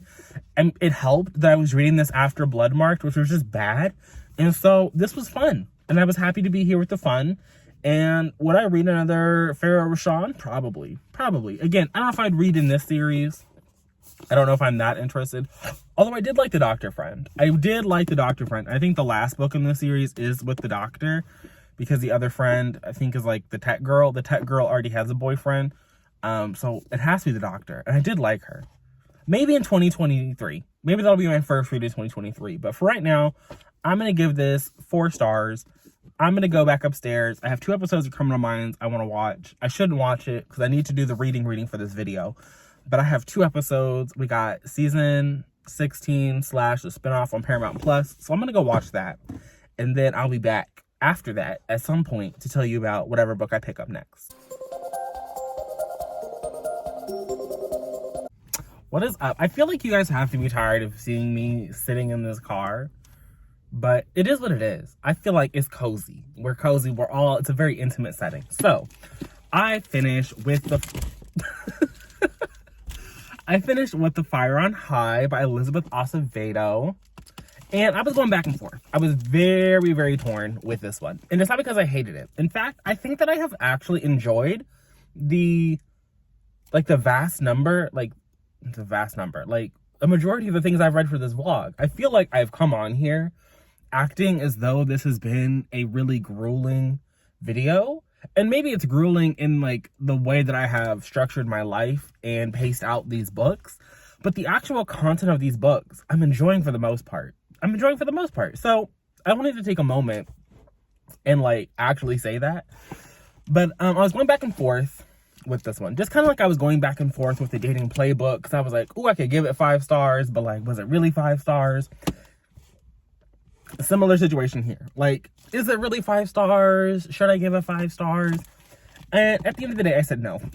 I said no. It's a 4-star book. So Still a good book. Still, I really enjoyed it. I liked seeing Amani. It had to be Amani. Oh, it was a gift. Okay. Anyway, didn't know that. I did not read this one physically. I listened to Elizabeth read it to me, which was nice because then I could understand what sister she was narrating in the other book I listened to. But here we're following her. She's a teen mom. She's going into her senior year. She gets into this cooking elective, and it's just kind of a story that goes from there. It's really plotless. It really is a little bit plotless. And for the most part, I'm okay with that because I like to think of myself as a literary fiction girly. You know, I like to think of myself as a person who reads literary books. You know, I came into 2022 and I said 2022 is going to be the year that I read adult fiction. I'm going to be in the literary section. I'm going to be with the aesthetic girlies with the pens and the highlighting. I didn't do no pens. I didn't know fucking highlighting. But I have read a number of literary books. And so I like to think of myself as a person who can really enjoy a book on vibes. In fact, vibes at this point in my life, biggest factor in this book getting 5 stars. But the problem for me was this wasn't literary. It was kind of slice of life. We're following her as she goes through her senior year. She meets a boy. She has all these things. But the book kept giving her hurdles. Homegirl kept getting hurdles. There kept being problems thrown her way. And for the solutions to come as easily as they came, I was kind of like, just don't write them into the story. You know? Like, if the problem is she's not going to be able to go on this trip because she doesn't have any money, why are we suddenly magically getting a donation from her family even though her family has never once sent her money? You know what I mean? Like, there were all of these things that would fly into the story and kind of present as a problem that were never going to be a problem. And so I think that I could understand that homegirl has struggled. I don't think that it's easy being a teen mom. I don't believe that. So I can already see that there are obstacles she has overcome just in living her life. And so for the book to just throw in new ones and just kind of like brush them aside so homegirl could have this experience in Spain, just let her have the experience in Spain. You know what I mean? It was kind of like it was a similar vibe to I Want to Be Where You Are, where it was really nice. Like, obviously, Amani had issues in her life. She had to overcome shit because, again, she's a teen mom and the dad isn't really in the life like that. They're working through that or whatever. And so, I mean, he gets his daughter every weekend. He's not completely vanished. I don't want to act like he's like completely gone. But, you know, levels or whatever.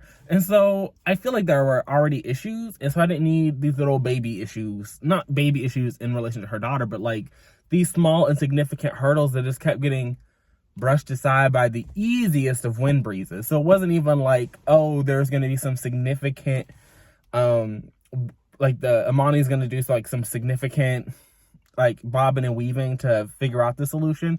It would literally be the problem appears this page and you turn the page, the problem's gone. So it was like, why are we here? Like, why are we even entertaining these? You know what I mean? It was a very much that type vibe. So, like I said, didn't really care about the problems. I also did not care about the romance she had with the new boy. I think his name was Malachi.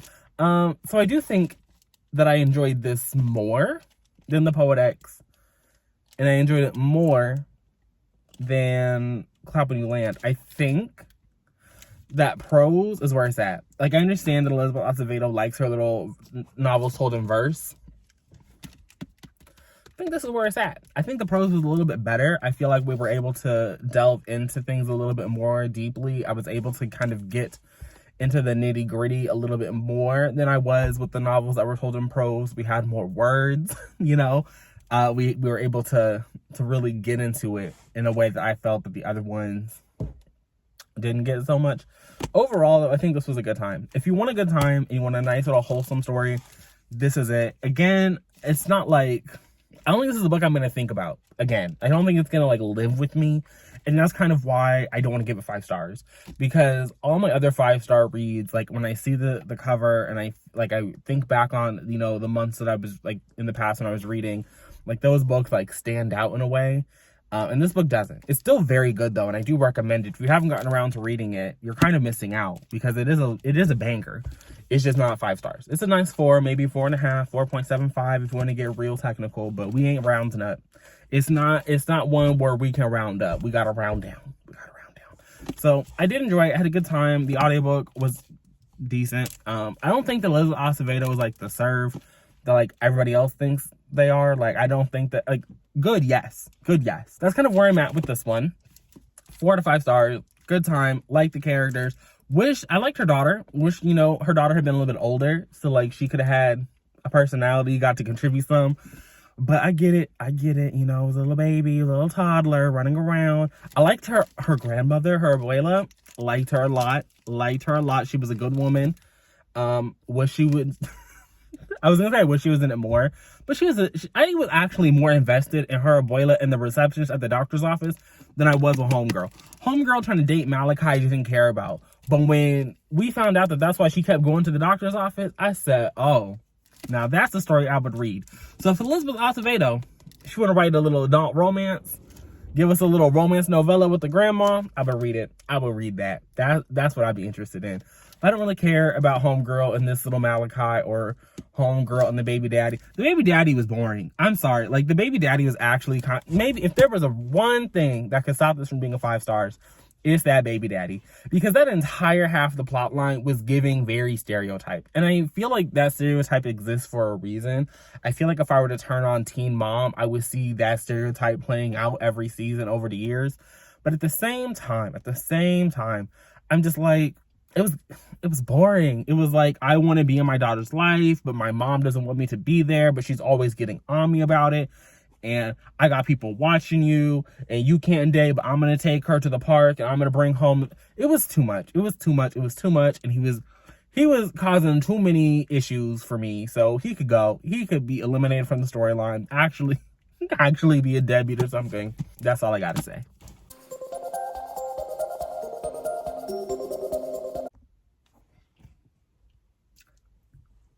Y'all, we did it. We haven't finished the video.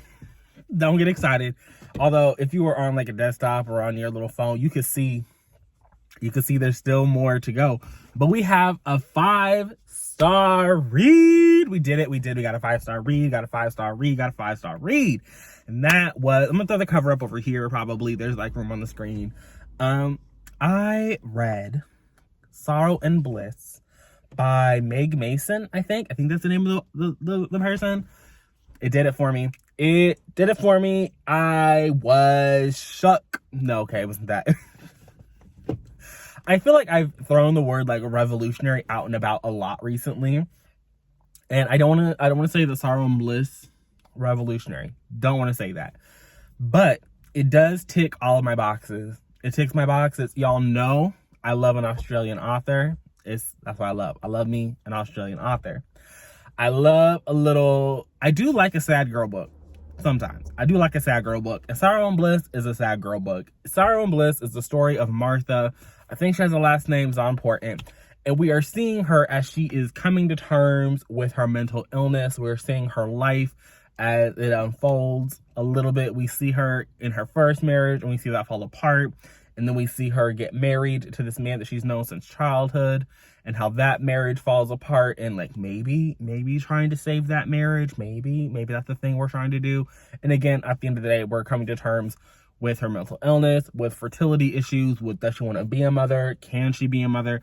It's a lot. I would say that if you have any issues about reading about people who are going through fertility issues surrounding do they want to be a mother, there is, and I don't think the abortion is on page, but abortion is in the book a little bit. So, no, it's not. Well, they talk about having an abortion, but she actually has a miscarriage the day that she's supposed to go in for the abortion. So that's in the book. That's why that was on page. The miscarriage is on page. So I gave this book 5 out of 5 stars. I gave 5 out of 5 stars. Do I think that this is like one of my all-time favorites, going to come back to again and again? 5 stars? No.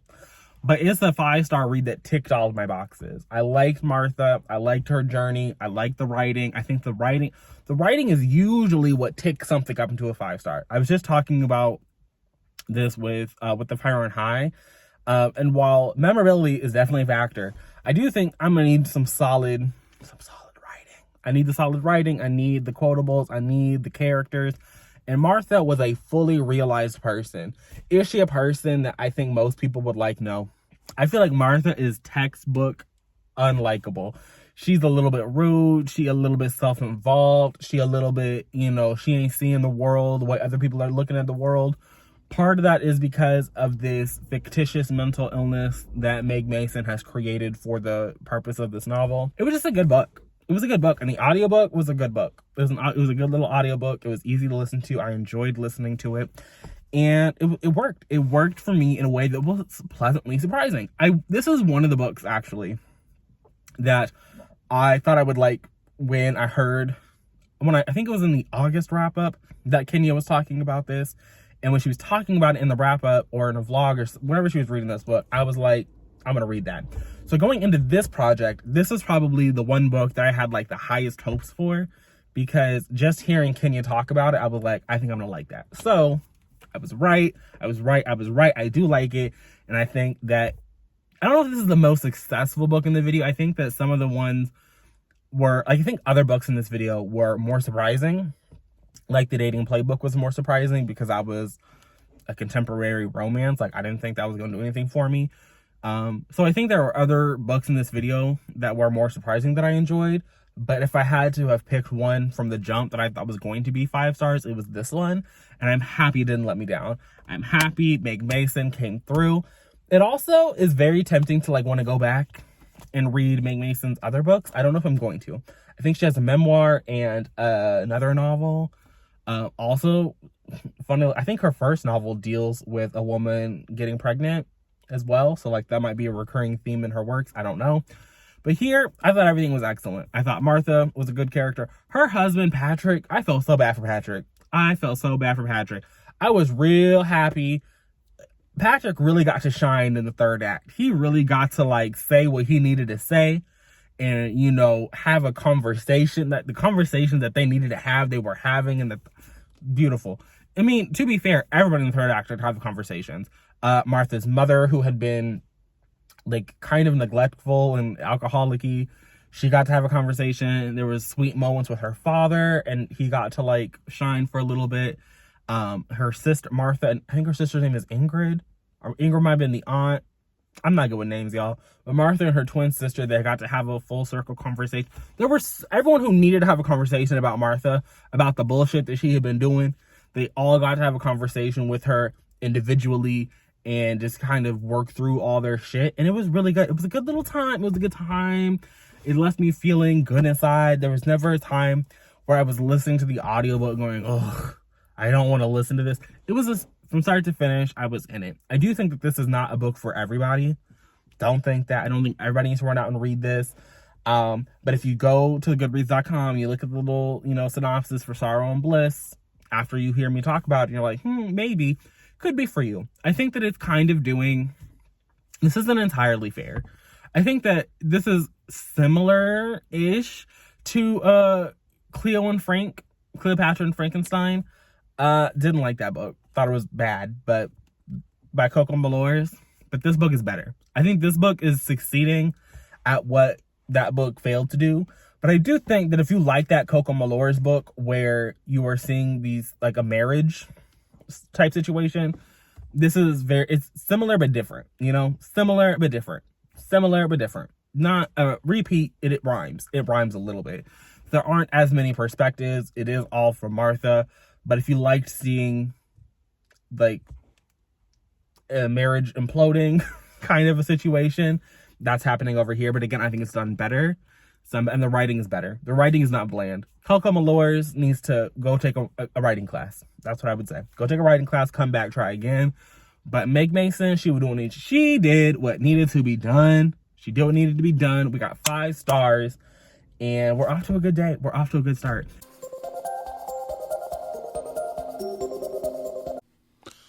Okay, so I finished Call Baby by Morgan Jerkins. And gotta be honest with you guys, was not the biggest fan of this book. Didn't particularly care for it. 2.5 stars, kind of a 2-star read. Like, it's not a bad book. I think that it's fine. I think that it is attempting to do some kind of commentary on the exploitation of Black people through the use of this magical thing that is in this little novel. It's attempting to talk about, all skin folk ain't kinfolk, and sometimes people are out for themselves and not really there for the community. And I think it does that, but it just was very boring. Like, I think that, sure, you wrote a book about that, and that's all very well and good, and congratulations on this book. You've done something that I don't know how to do, but you didn't do it well. I don't think that the writing was there for this, particularly because it is leaning into this like lit fic category. And y'all know, if you're gonna write lit fic, I need the quotables, I need the characters, I need something to hold on to. When I was talking about Sorrow and Bliss, I brought up Coco Mallore's. This book right here, Call Baby, this was giving Coco Mallore's. It was giving very bland. It was giving Cleo and Frank. It was not very good. So we start off the book, and we are also, if you are going to be triggered by miscarriage, don't read this book. This book is centered around miscarriage. It is very central to everything that's happening in this book. So do know that going in. So we start off the book, and we meet this woman, and this woman has had many miscarriages. She and her husband have been trying to have a baby for a really long time, and they can't do it. And so they eventually decide they're going to go see this family that lives, around the way from them, because they have this caul ability. It's something you're born with. So like part of you, it's like in your skin and things. It's a covering essentially, and it can grant to the person, like, it heals them. Like, if they have a bodily ailment, like, that's really what it's used for here. So they'll like slice off some of their skin, and then they'll give it to this person, and they will be healed or whatever. And the family that has this, they charge really exorbitant prices for this, because they are literally mutilating themselves for you. And so they tell the lady it's going to be $15,000. But before they can partake in this transaction, one of the family members, she's kind of like psychic a little, and she's like, hey, if we help this woman, then it's going to be the downfall of our family. And so the matriarch of the family is like, psych, never mind, get out with your bum ass. And so the lady is kicked out of the house, and she has another miscarriage. She has a stillborn baby, and she brings that stillborn baby back to the house, and she blames the family.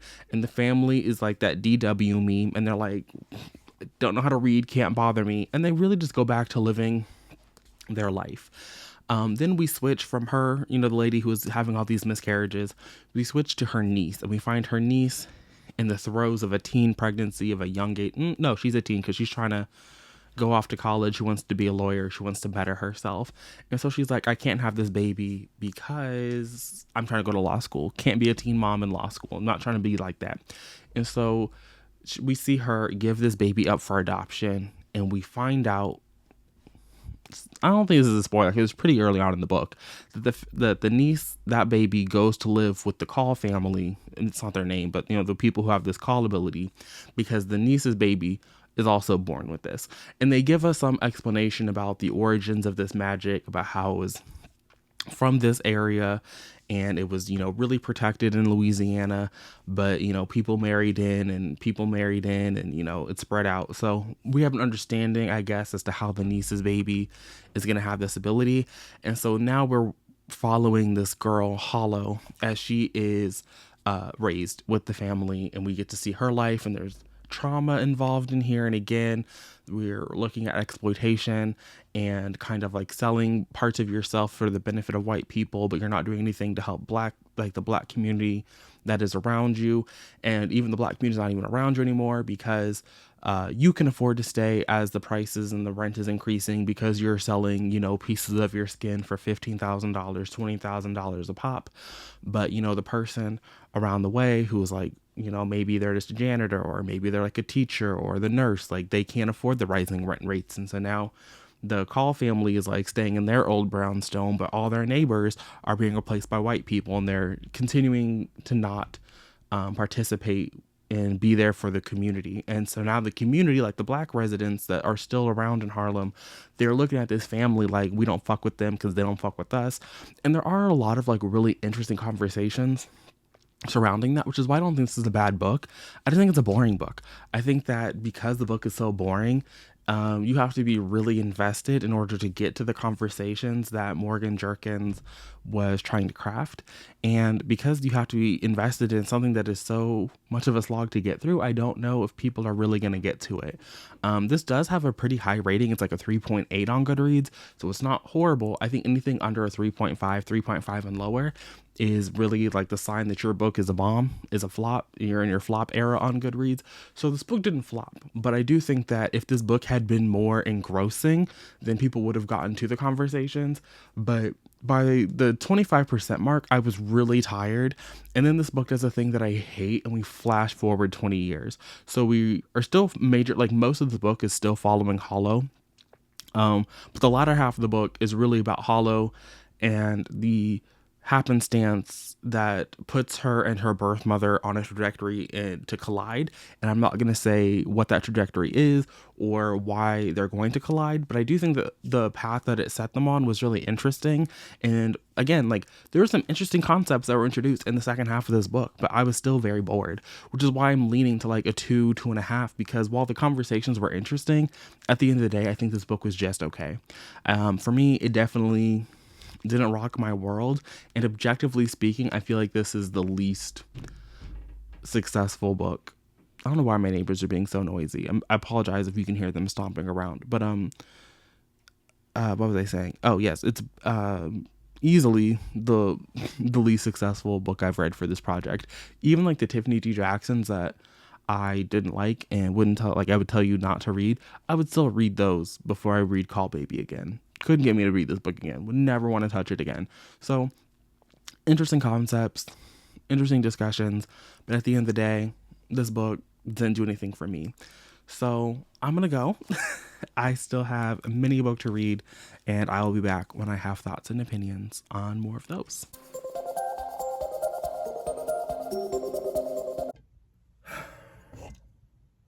Y'all,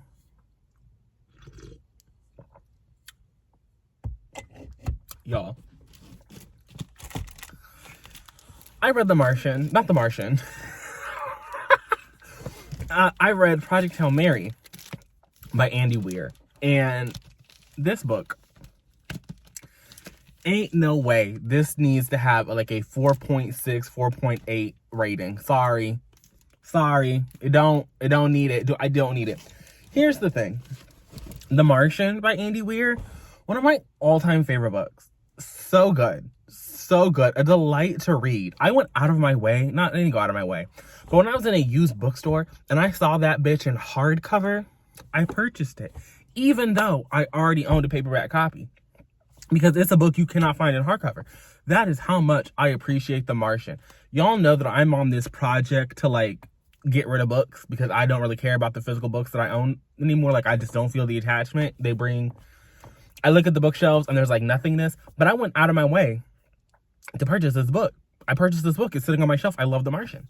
And I don't dislike Project Hail Mary because I think they're the same. I don't think that.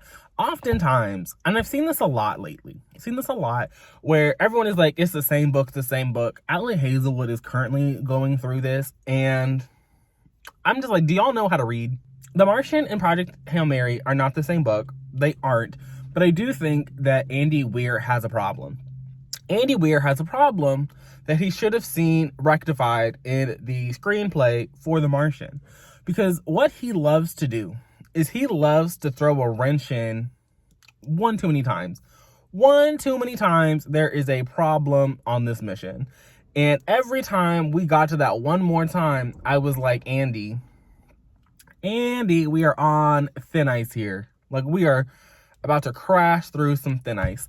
Also, I think that the book tonally, this book is a little all over the place. One thing about Andy Weir is that he is going to tout that he has done the science. He has talked to the scientists. He has engaged the scientific community. And sometimes when you're reading this, like, you can definitely get that. You can definitely see that the science is sciencing, that the math is mathing, that he took some time to go talk to somebody. But then other times, it doesn't seem like that was the case. Like, the way that this, I know that Ryland Grace has a doctorate. I know he's Dr. Ryland Grace. Like, I understand that. But the way that this middle school science teacher devised a method of communicating with an alien life form in like 48 hours a week, and they're having full-on that part was just foolish. And it was stuff like that made the parts that were like really sciencing be like, okay, well, what's the point? Like, why do I care that you invested so much time sciencing over here if you were going to have them just like communicating back and forth? And so part of the book is like super heavy, super dense science fiction. And then the other half of this book is this like buddy, I'm going to say a buddy cop thing, because like that's the tone. They don't make too many buddy cop movies, but you know, and if you're an old person like me, you remember the, you know, the Rush Hours of the world, or, you know, there was Cops, there was Chips, that's what I was thinking of, not Cops. There was Chips for a hot second. Like, there's this like dynamic, and that's what this was. It was like buddy cops in space, but obviously, you know, it's buddy scientists trying to save their planets, and it was cute. I understood the, you know, the tension, like the stakes. The stakes were really high. Do I think the stakes paid off? Not really. Not really. But we're also doing this thing where we were balancing, what was it? 2 timelines. That's what I was trying to say. So half of a chapter, we would be in the present with Ryland Grace on the mission. And the other half of the chapter, sometimes it wouldn't happen in chapter, but we would still get these glimpses into the lead up to the mission, into what was going on, into why we were in space for this one. And the stakes for being in space seemed pretty great, but also some of the things that we were like, some of the things that I think it was Strat who was in charge of like organizing everything. Some of the stuff they were doing was wild. Like, we were out here nuking Antarctica. When they nuked Antarctica and they said, we'll deal with that later, I said, y'all, ain't no way that you can just nuke Antarctica. I mean, they didn't nuke the whole thing. Like, they blew off part of the ice shelf, but still, like, just dumping that, it was wild. It was fucking wild what they were doing. And I feel like the stuff that was happening in space was one thing, but the ramifications of life on Earth, I thought was far more interesting. Like, once we knew that they had like paved over a quarter of the Sahara Desert, that they were having weather event crises on a scale that like even now are wild, but in the book would be even more wild. Like, I really wanted to see Earth. I wanted to see Earth in the present. I wanted to see something happening on Earth, and it was weird that we spoiler alert, we kind of didn't. We never really got back to Earth. So it was weird. It was a weird book. Tonally, again, it was all over the place. Do I like Ryland Grace? I do. I enjoyed his character. I enjoyed the relationship that he had with this alien life form. But was it a good book? Was it a good book? I don't think so. Not for where I'm at right now, no. If I were to rank these objectively from like just what I think point of view, I would definitely put this dead last. Dead last. Sorry. It's not a 1-star book like I gave the Tiffany D. Jacksons because I'm petty. But this is definitely dead last. Definitely dead last. Like, no, it's not. It's not worse than them Tiffany D. Jackson books. It's not. Well, no. Objectively speaking, like, those were all 3 of them, like the Tiffany D. Jacksons and this, they were all 3 of them compulsively readable, but all of them were unsatisfactory. All of them were unsatisfactory. Sorry, just no. So like maybe I would put this and Monday's Not Coming at the same level. Maybe I'll go back and give that 2.5 stars as well. But The Weight of Blood is staying. It's staying right where it's at because it's my villain origin story. So yeah, I don't understand how this won anything. I mean, I understand because it's like a popular book, so I do understand. But at the same time, like, so many different people on my Goodreads have given this like 4 or 5 stars. Like, from people who I wouldn't associate liking the same books are rating this book so highly. So it does have some kind of mass appeal, but I think it's just because it's easy to read. Maybe, I don't know. The entire time I was reading this, I was also just kind of, it was giving. Now, I understand that this book would have been written completely before Christopher Paolini had been working on his book for a decade. But, like, To Sleep in a Sea of Stars is just a better book. And, like, they have wildly different premises, and they have different conceits, and there are different stakes at play. But I just liked it more. I felt that the tone over there was far more the same level than this was. And because we were bouncing back and forth between, like, super serious science to buddy cop, I don't know. I do think that this would make a good movie, though. I do think if this were to get adapted, it would be entertaining to watch. And some of the things, some of the issues would still be the same. Like, I would still want this, but I also feel like maybe in a movie they could, like, show me some of these. They would show me some of these disasters happening on Earth, and I could get to see, like, it would be like Earth disaster movie and space buddy cop comedy. That's kind of the issue here. Like, we were doing. It was all over the place. We had super serious science shit. We had Earth destruction movie where it's like disaster movies. And while I'm not a big disaster person, my uncle loves a good disaster movie. If the Earth is being destroyed, blown up, tidal waves crashing, earthquakes happening, he's watching it. So I have seen many disaster movies, or at least like big action set pieces in the Earth disaster movie. And then you had this buddy cop comedy happening up in space on the space. It was all over the place. So, and I do think that that's a little bit hard to capture in a book. I think that's a lot of balls in the air to be juggling.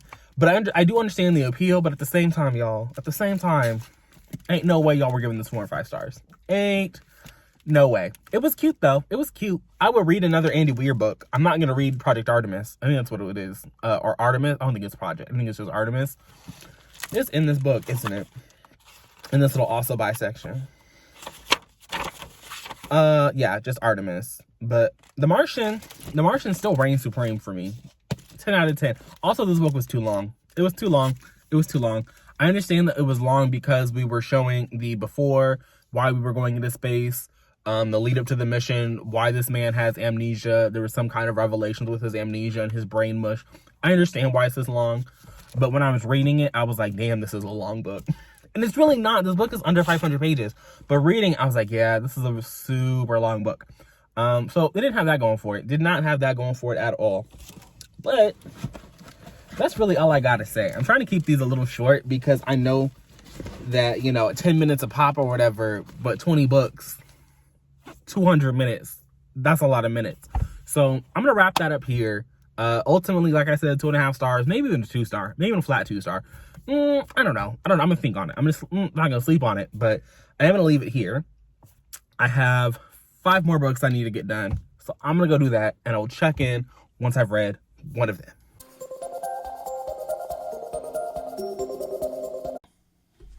What is up, you guys? I'm here to talk about Confessions of an Alleged Good Girl by Joya Goffney. This is my first Joya Goffney, and I appreciated it, but I have some thoughts. I have some thoughts and opinions, so we're going to get into those. First thing, I'm going to take off this watch so I can gesticulate in peace.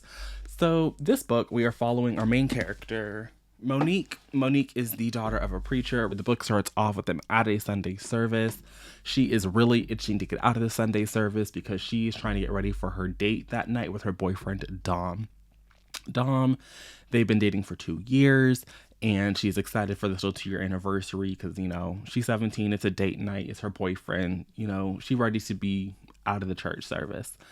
So look, we'll go to that first. So we know after this church service, let's just jump straight to their 2-year anniversary date because this is kind of what kickstarts most of the plot of this book.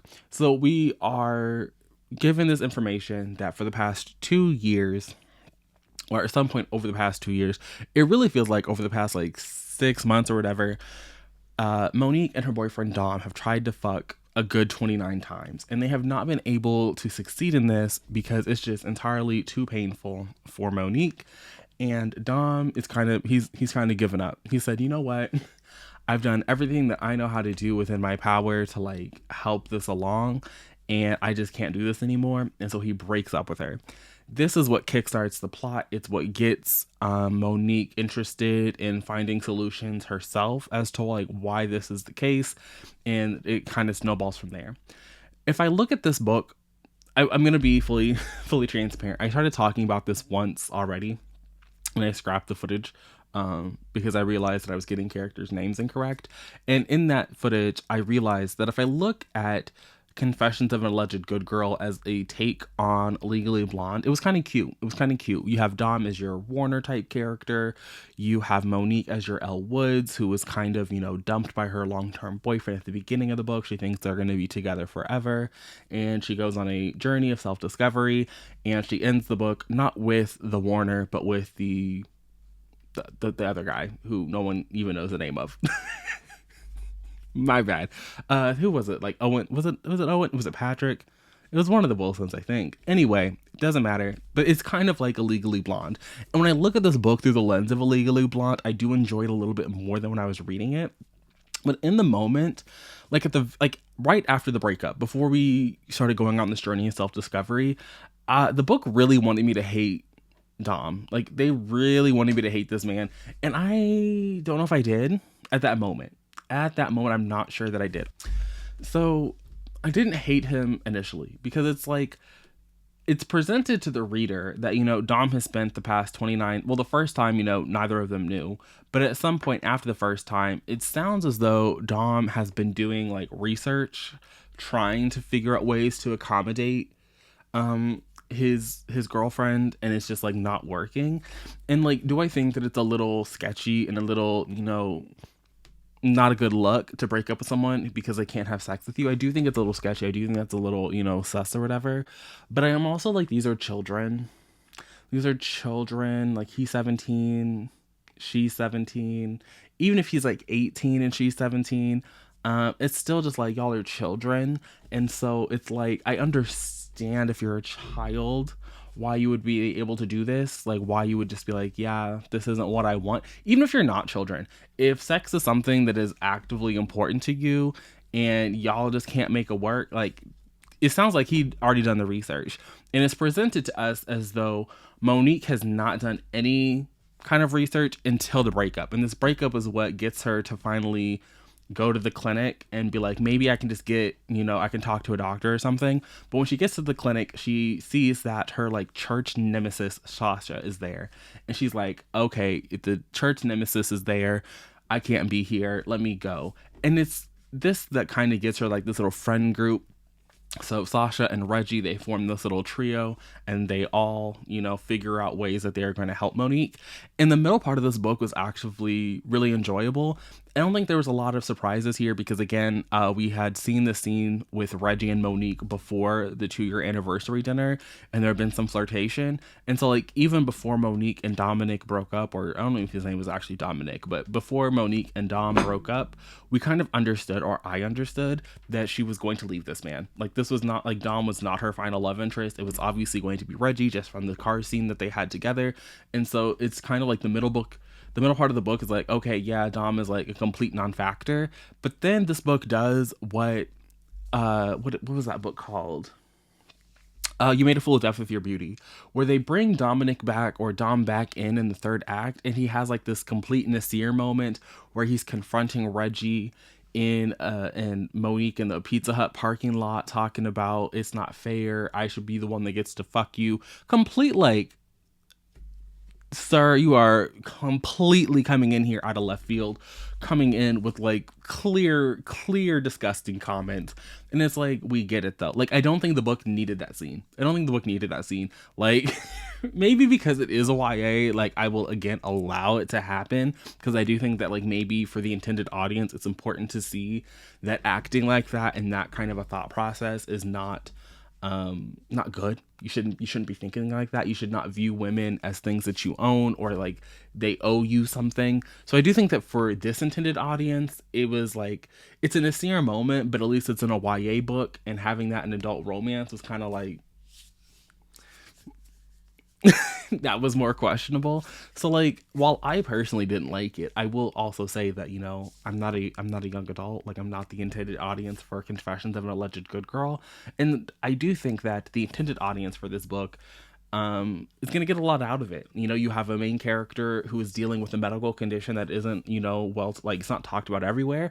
And I think that having that condition talked about in a way that is approachable for teens is important. And having characters like Sasha who are there to support the main character through it is important. And like, even Reggie being there as a person who is like, also willing to be, not willing to be, but is, portrayed in the way that he's portrayed, as having a little bit of nuance and layers.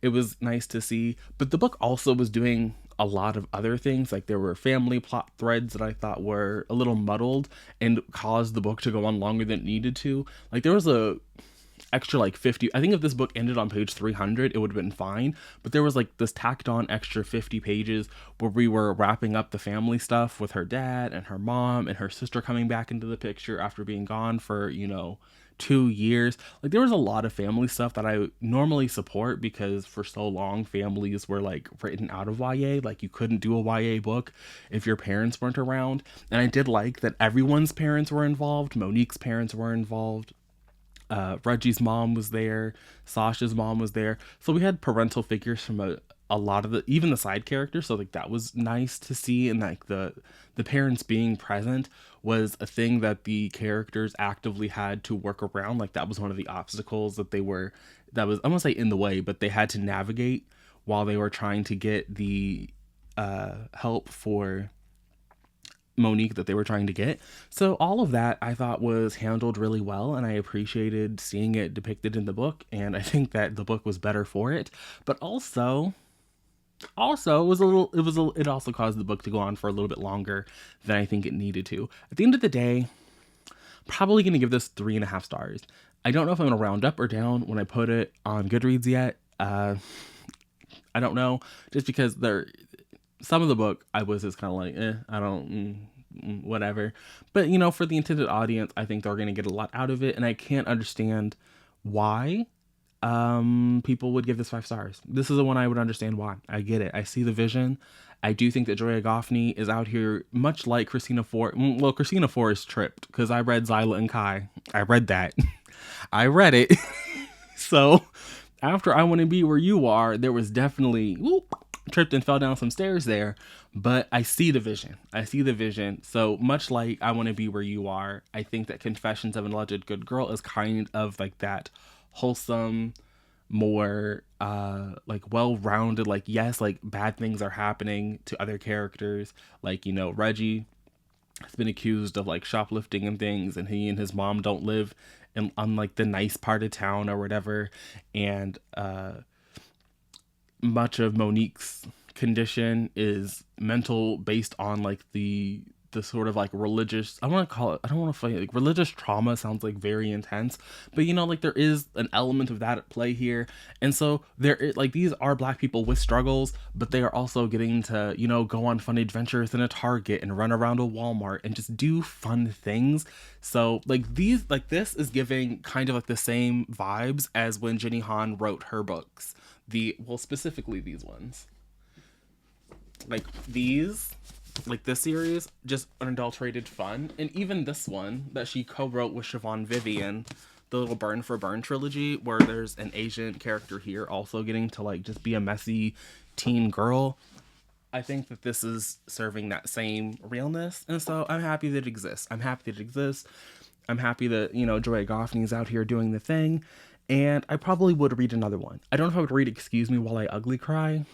I don't know if I'm going to read that book, but she puts out something else. I'll look at that synopsis and maybe read that. But for now, I'm going to go, and I will check back in when I have read the next book.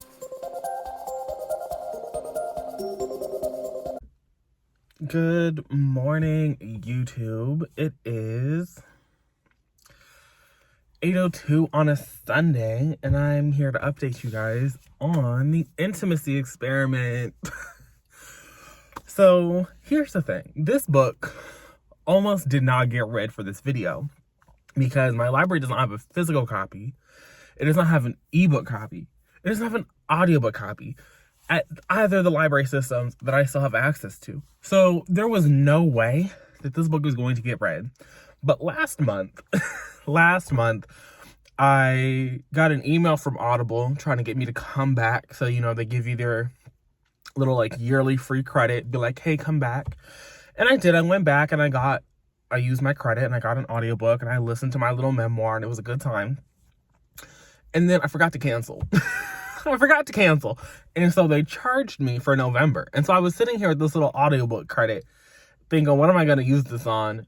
Racking my brain, what book I want to read. Didn't know. And so eventually I broke down and said, you know what? Let me just use it on this book and pray that it works out. Y'all, prayer works. Prayer works. I am a believer because I gave The Intimacy Experiment by Rosie Danan 5 out of 5 stars. 5 out of 5 stars. I quite literally have no notes.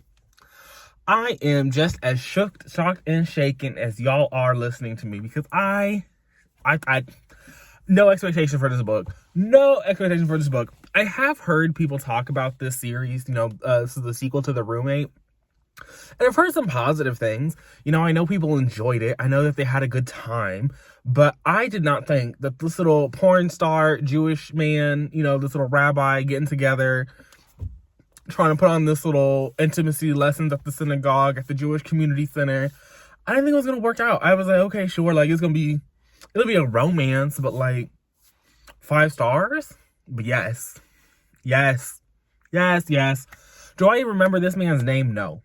But Naomi and him, they were cute. I'll tell you this. When we got a Miss Congeniality reference, a well-timed reference from the male love interest. The male love interest was trying to defend Naomi's honor. He was chasing this man out of a bar. And then he was like, wait, I don't know how to fight. I've never been in a fight in my life. What am I supposed to do? And he said sing. And I said no. He did not just say that. And then he did. And then he sang. And I was very happy. For him. I don't think he won that fight. I think he wound up flat on his ass. But you know what? It's the principle. It's the principle of the thing. And it was good. This is how I know it was a 5-star read. There was like 45 minutes left in this book. And these characters were still together. They were still kind of happy.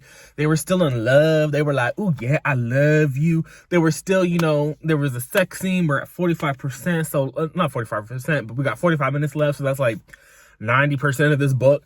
And I got on Twitter and I said, you know what? This book is so good. So good. I don't even care what the convoluted little third act breakup's going to be. And was it convoluted? Yes. Yes, it was. And there was this really, I thought it was cringy. There was this really cringy scene after the breakup where Naomi had to give this presentation and she was, it was bad. I thought it was bad. I was like, Naomi, girl, I don't know if this is it. But, of course, it's a romance. So they got the little happily ever after. And you know what? I think these characters could actually make it work. Usually I read a romance and I'm like, you know what, even if I'm, in the vibe of the feelings, and I'm having I don't think I've ever actually given a romance 5 stars. Before this, I think my highest rated romance was Tal Bauer's The Jock. And I think they might stay together. I think I gave that like 4 stars, 4.5. Maybe that was a 5. I don't think it was a 5 though. And then The Quarterback I rated highly. And there were some Max Walker books I gave a pretty high rating to.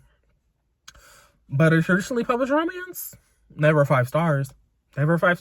So you know what? Between this and the Dating Playbook, maybe traditionally published romance is onto something. Maybe out there somewhere is good traditionally published romance. And for me, it was The Intimacy Experiment.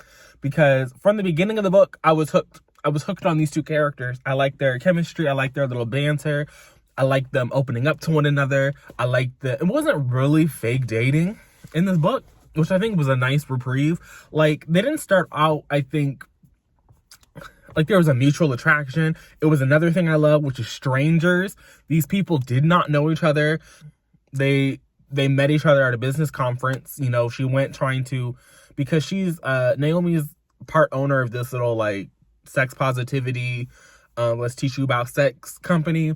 And so she went to this, event, trying to network some more, because even though she has, I think she has she has a regular, like, regular BA degree, and then she has an advanced degree, and she's trying to get like an associate adjunct professor position somewhere, but the colleges ain't biting.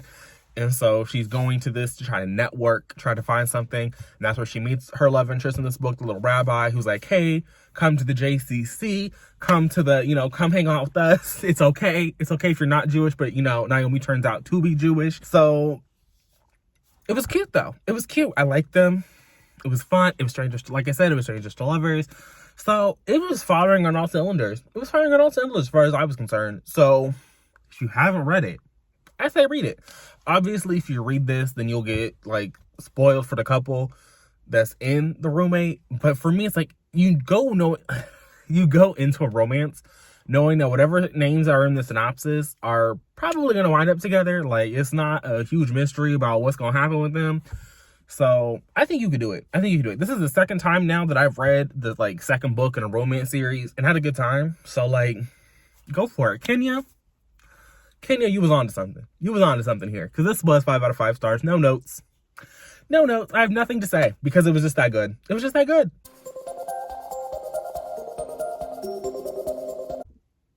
Yo, this is foolishness. So I went to go get some hot chocolate.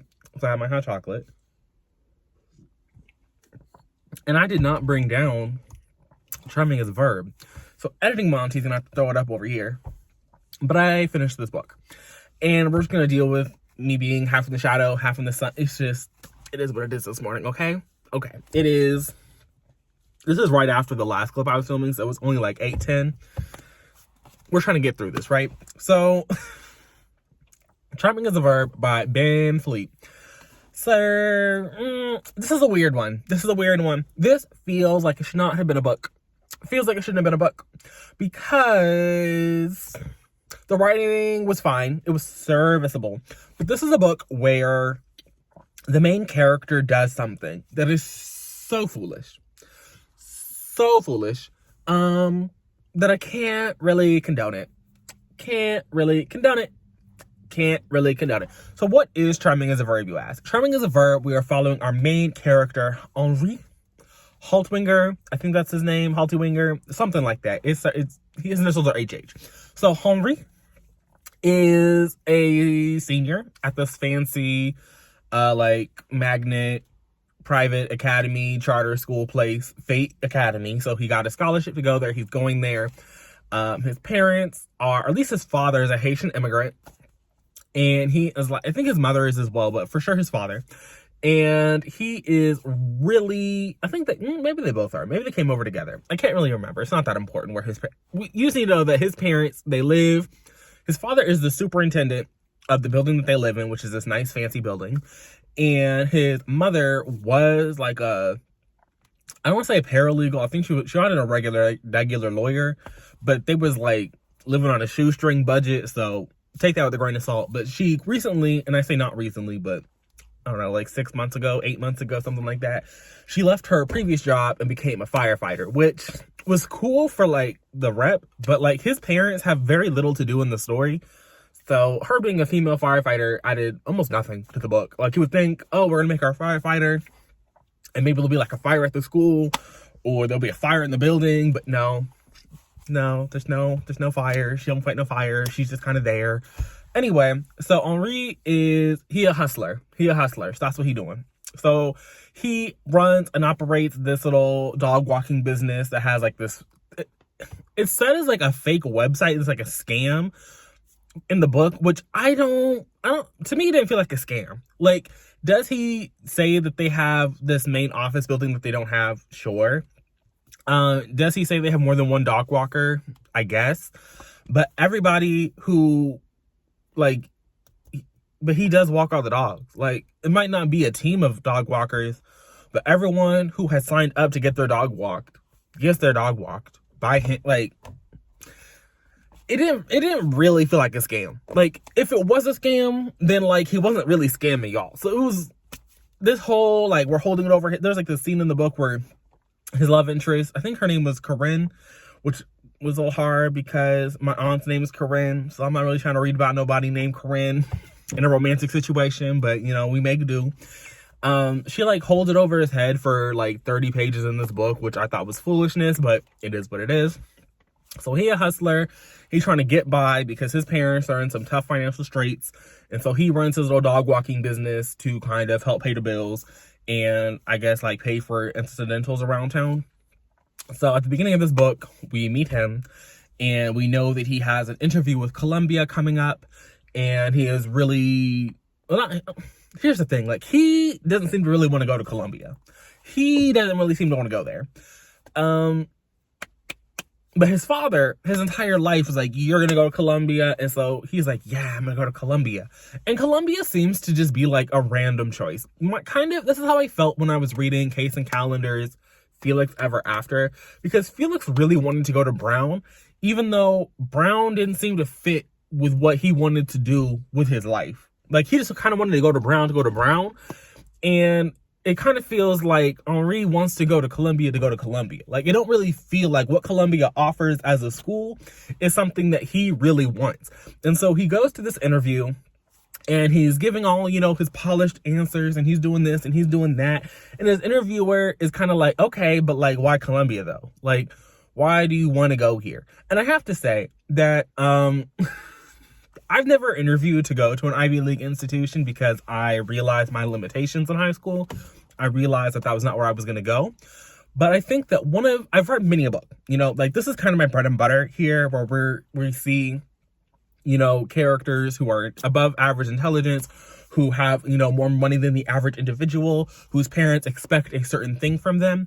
And all of them, you know, at this point in their lives, when they're at the little interview, would have had an answer they've had prepared. And Henri kind of has an answer that's prepared, but it's like not a good answer. Like the answer he gives is like comically bad. And so when the interviewer's like, okay, but really why Columbia? It doesn't even make sense. Like somebody who was traveling in these circles, who's doing all these things, who is in a place like Fate Academy would have a better answer for like, why do you want to go to this Ivy League school than Henri has. And so it's kind of like, of course your interviewer is not going to be thrilled or impressed with your answer because it's not giving like, and it doesn't feel like you even looked at the fucking brochure to like want to come here. You know what I mean? And so he's kind of in a spiral after this interview because he don't think it goes so well. This is where Corinne comes into the picture. He's been walking Corinne's dog for a little bit because Corinne's mother, I think her mother is Chantal, but her sister was also kind of named Chantal. I don't know. Her mom also has a C name. Doesn't matter. But Corinne's mother reached out to his little dog walking service and was like, we just got this dog. Neither of us can walk this dog. We're going to pay you to walk the dog because that's what you do. You're a dog walker. You have a dog walking service. Or, you know, the website that Henri runs says it. That you're, you know, we reached out to the service, here you are, whatever. Doesn't matter. So Corinne figures out that Henri is the only dog walker, and she blackmails Henri because her teacher like wrote a really bad recommendation for her to go to Princeton because she doesn't think that Corinne like has a life essentially. And so she's like, you're gonna help me out and I won't tell my mom and I won't expose the fact that you're the only dog walker in this little dog walking service. Again, like that doesn't really seem to be like anything worth exposing. Like, sure, I guess it would kind of like blow up his spot, but if you were happy getting your dog walked and you were happy that the dog walking was walking, it was weird. I also thought it was weird because at the beginning of the book, we know that Henri has a friend at the dog park who like wants to be connected to the dog walking service that Henri has made merch for, and he's like, no, I can't do that. And it's like, if you were going to be exposed, you could literally just hire the person, and now you got two dog walkers, and both of you are experienced in handling dogs. Y'all, it wouldn't even be like a scam. I mean, anyway, it doesn't. I mean, obviously the office building would never be there because he can't afford no office building, but like, I don't know. Y'all are. I don't have a dog. I'm not really in the in the mix of dog walking services, but whatever. Doesn't matter to me. He doesn't get exposed. So he and Corinne start hanging out because of this. And this is kind of where like it falls apart for me because I think that Corinne is an interesting character. I think that she offered something in the story that I wanted to see more of. And I'm not sure that I wanted to see more because she's like a side character essentially. We never get her perspective. And so Ben can't fuck up what we project onto her. But this is also where it started to kind of give Netflix movie. It was starting to put it on Disney Plus, put it on Hulu, put it on Paramount Plus, put it on Amazon Prime, put it on whatever streaming service you want to put it on, where we can just see these people. Peacock might be your best bet, because they cast like a full dark-skinned Bel-Air family, so like maybe Netflix ain't the place for this. But it was starting to give streaming movie where I could see that the charisma of the actors could save the story, because the middle of this book is a lot of, I think, spinning its wheels. It's trying to give, YA contemporary romance while also just giving YA contemporary. There's a scene after they go to like two parties. Corinne is like, thank you, I got my recommendation, I don't really need you anymore. And Henri is still kind of reeling because Columbia won't give him another interview. But again, like, this man doesn't want to go to Columbia. Like, he is given like zero effort in trying, I don't say zero effort trying to get in, but it's like you got average grades, you got average recommendations from other people, and you did an average interview. So like, I don't know what you think is going to happen here, sir. And then the third act happens. And something so foolish happens in the third act that when I was reading it, I was like, this is so bad. Like, this is fucking foolish. The Henri is doing this. Like, it actually makes no sense. The level that he went to get into this school that he don't even want to go to. I get that it's like this immigration, I want to make my parents proud, I'm first generation. I get it. I see the motivation, sir. But again, the writing wasn't good. Like, the writing was very bare bones. So if I was watching an actor that I cared about with some good set design, and, some production values, and, I could yell at my TV and go back to eating my snacks, it could be a good time. But in a book that was already so middling, like the whole middle of this book was boring, because I don't think Ben Philippe really has the talent here to write a YA romance. And that's kind of what you needed to like carry this middle of the book. But it's also trying to make you believe that Corinne and Henri are supposed to like be this cute together, but Henri also has this thing going on with another character at the school, so it's like kind of a love triangle, except the person he's been fucking on the side is like a non-factor. Like, he doesn't want to be her boyfriend, even though they have like this pre-established fuck buddy relationship. And suddenly Corey gives him the time of day, and he's like, I love you, want to bend over backwards for you. But the thing that happens in the third act, I think is so unforgivable. I'm sorry. Like, what Henri does in the third act, I was like kind of gagged by, because it was that bold. And so like, you got to be real charismatic. And Henri was supposed to be charismatic, but it was not coming off the page for me. And the epilogue was even more of a choice, because I will say that there was a moment in like the last couple of chapters where I was happy with how Henri and Corinne were going to end things, because I was like, okay, yeah, that's kind of believable. Like, that makes sense, I guess. Like, sure. But then the epilogue happened, and I said, oh, this is too much for me. So overall, 3 stars. 3 stars. I think there was promise here. I think, again, I would watch this adaptation. I do think it deserves to be adapted, and I would watch it. And I think it would be good. It would depend a lot on the casting. They would have to cast this well. I don't have any options for the, production companies out there, but I would option this, and I would make the movie, and I would watch it. I would tune in. I would see it. I would watch it. So those are my thoughts. If you've read Charming is a Verb, let me know down below. But I'm going to go here because I still got 2 books to read. And so I got to go do that, and then I'll be going to the library. So you might see me at some point in the last couple of clips in the library parking lot. So we'll get a little change of scenery in the background, maybe. I told y'all that I would be going to the library because all them books I've been reading have to go back. But I finished this one. I finished How the One-Armed Sister Sweeps Her House by Cherie Jones. I feel like this is set in Barbados. And so I feel like there has to be good Caribbean literature. I'm not sure that this was for me. This dissolved in my brain like cotton candy on your tongue. And not in a fun way, not like a light, fun, it was like, a cheerful story. This story starts off with a woman who is like about to give, no, it starts off, there's like a prologue with this little morality tale situation, which I think this is what this is supposed to be, like an extended take at this version. Anyway, so after the prologue, we get this woman who was on the verge of giving birth, and she is in a hospital, and the hospital is just like down and dirty. They're not really helping her. Her partner, I don't think they're married. I think like I said, her baby daddy is kind of being sketchy. And it's just a horrific birthing experience for this woman. Then we have like a murder and sexual assault, and they low-key kill the baby. It's wild. It's wild. There's like an argument, and the baby dies, and there's like a police investigation.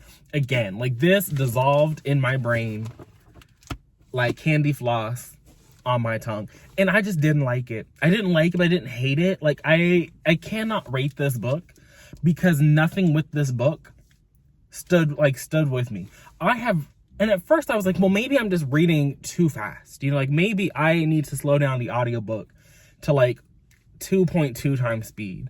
And I already had it slower than usual because the audiobook narrator was using an accent that I'm just not familiar with. And so I already had to have it slower so my brain could process. So I just turned it down even slower than I already was listening. And then it wasn't syncing. It wasn't syncing in with me. And at first I was like, well, maybe I actually do need to like slow down even further than this. But I have read so many books this week. So many books. I've read like 12 books by the end of just this week. And I've not had this problem with any of them. And I've been listening consistently at like the same speed, reading my normal way. And so I'm just not going to judge this book. I don't think it was for me just because the writing is fine. It's not, elite though. I don't feel like there's anything that was like, ooh, that's a good sentence. This wasn't literary fictioning the way I need my literary to fiction. It was fictioning, but it wasn't literarying. For me personally, what I'm looking for. But if you want to read a book, about a woman who has a horrible birthing experience and like maybe was complicit in the death of her baby and she was being abused and her boyfriend may or may not have killed the neighbor person for some undisclosed reason that doesn't really exist, this could be the book for you. This could be the book for you. For me, it wasn't for me. It wasn't for me. I don't know who it was for. Obviously, it was for Kenya. Kenya gave this book 5 stars. I can't relate. I can't relate at all on any level.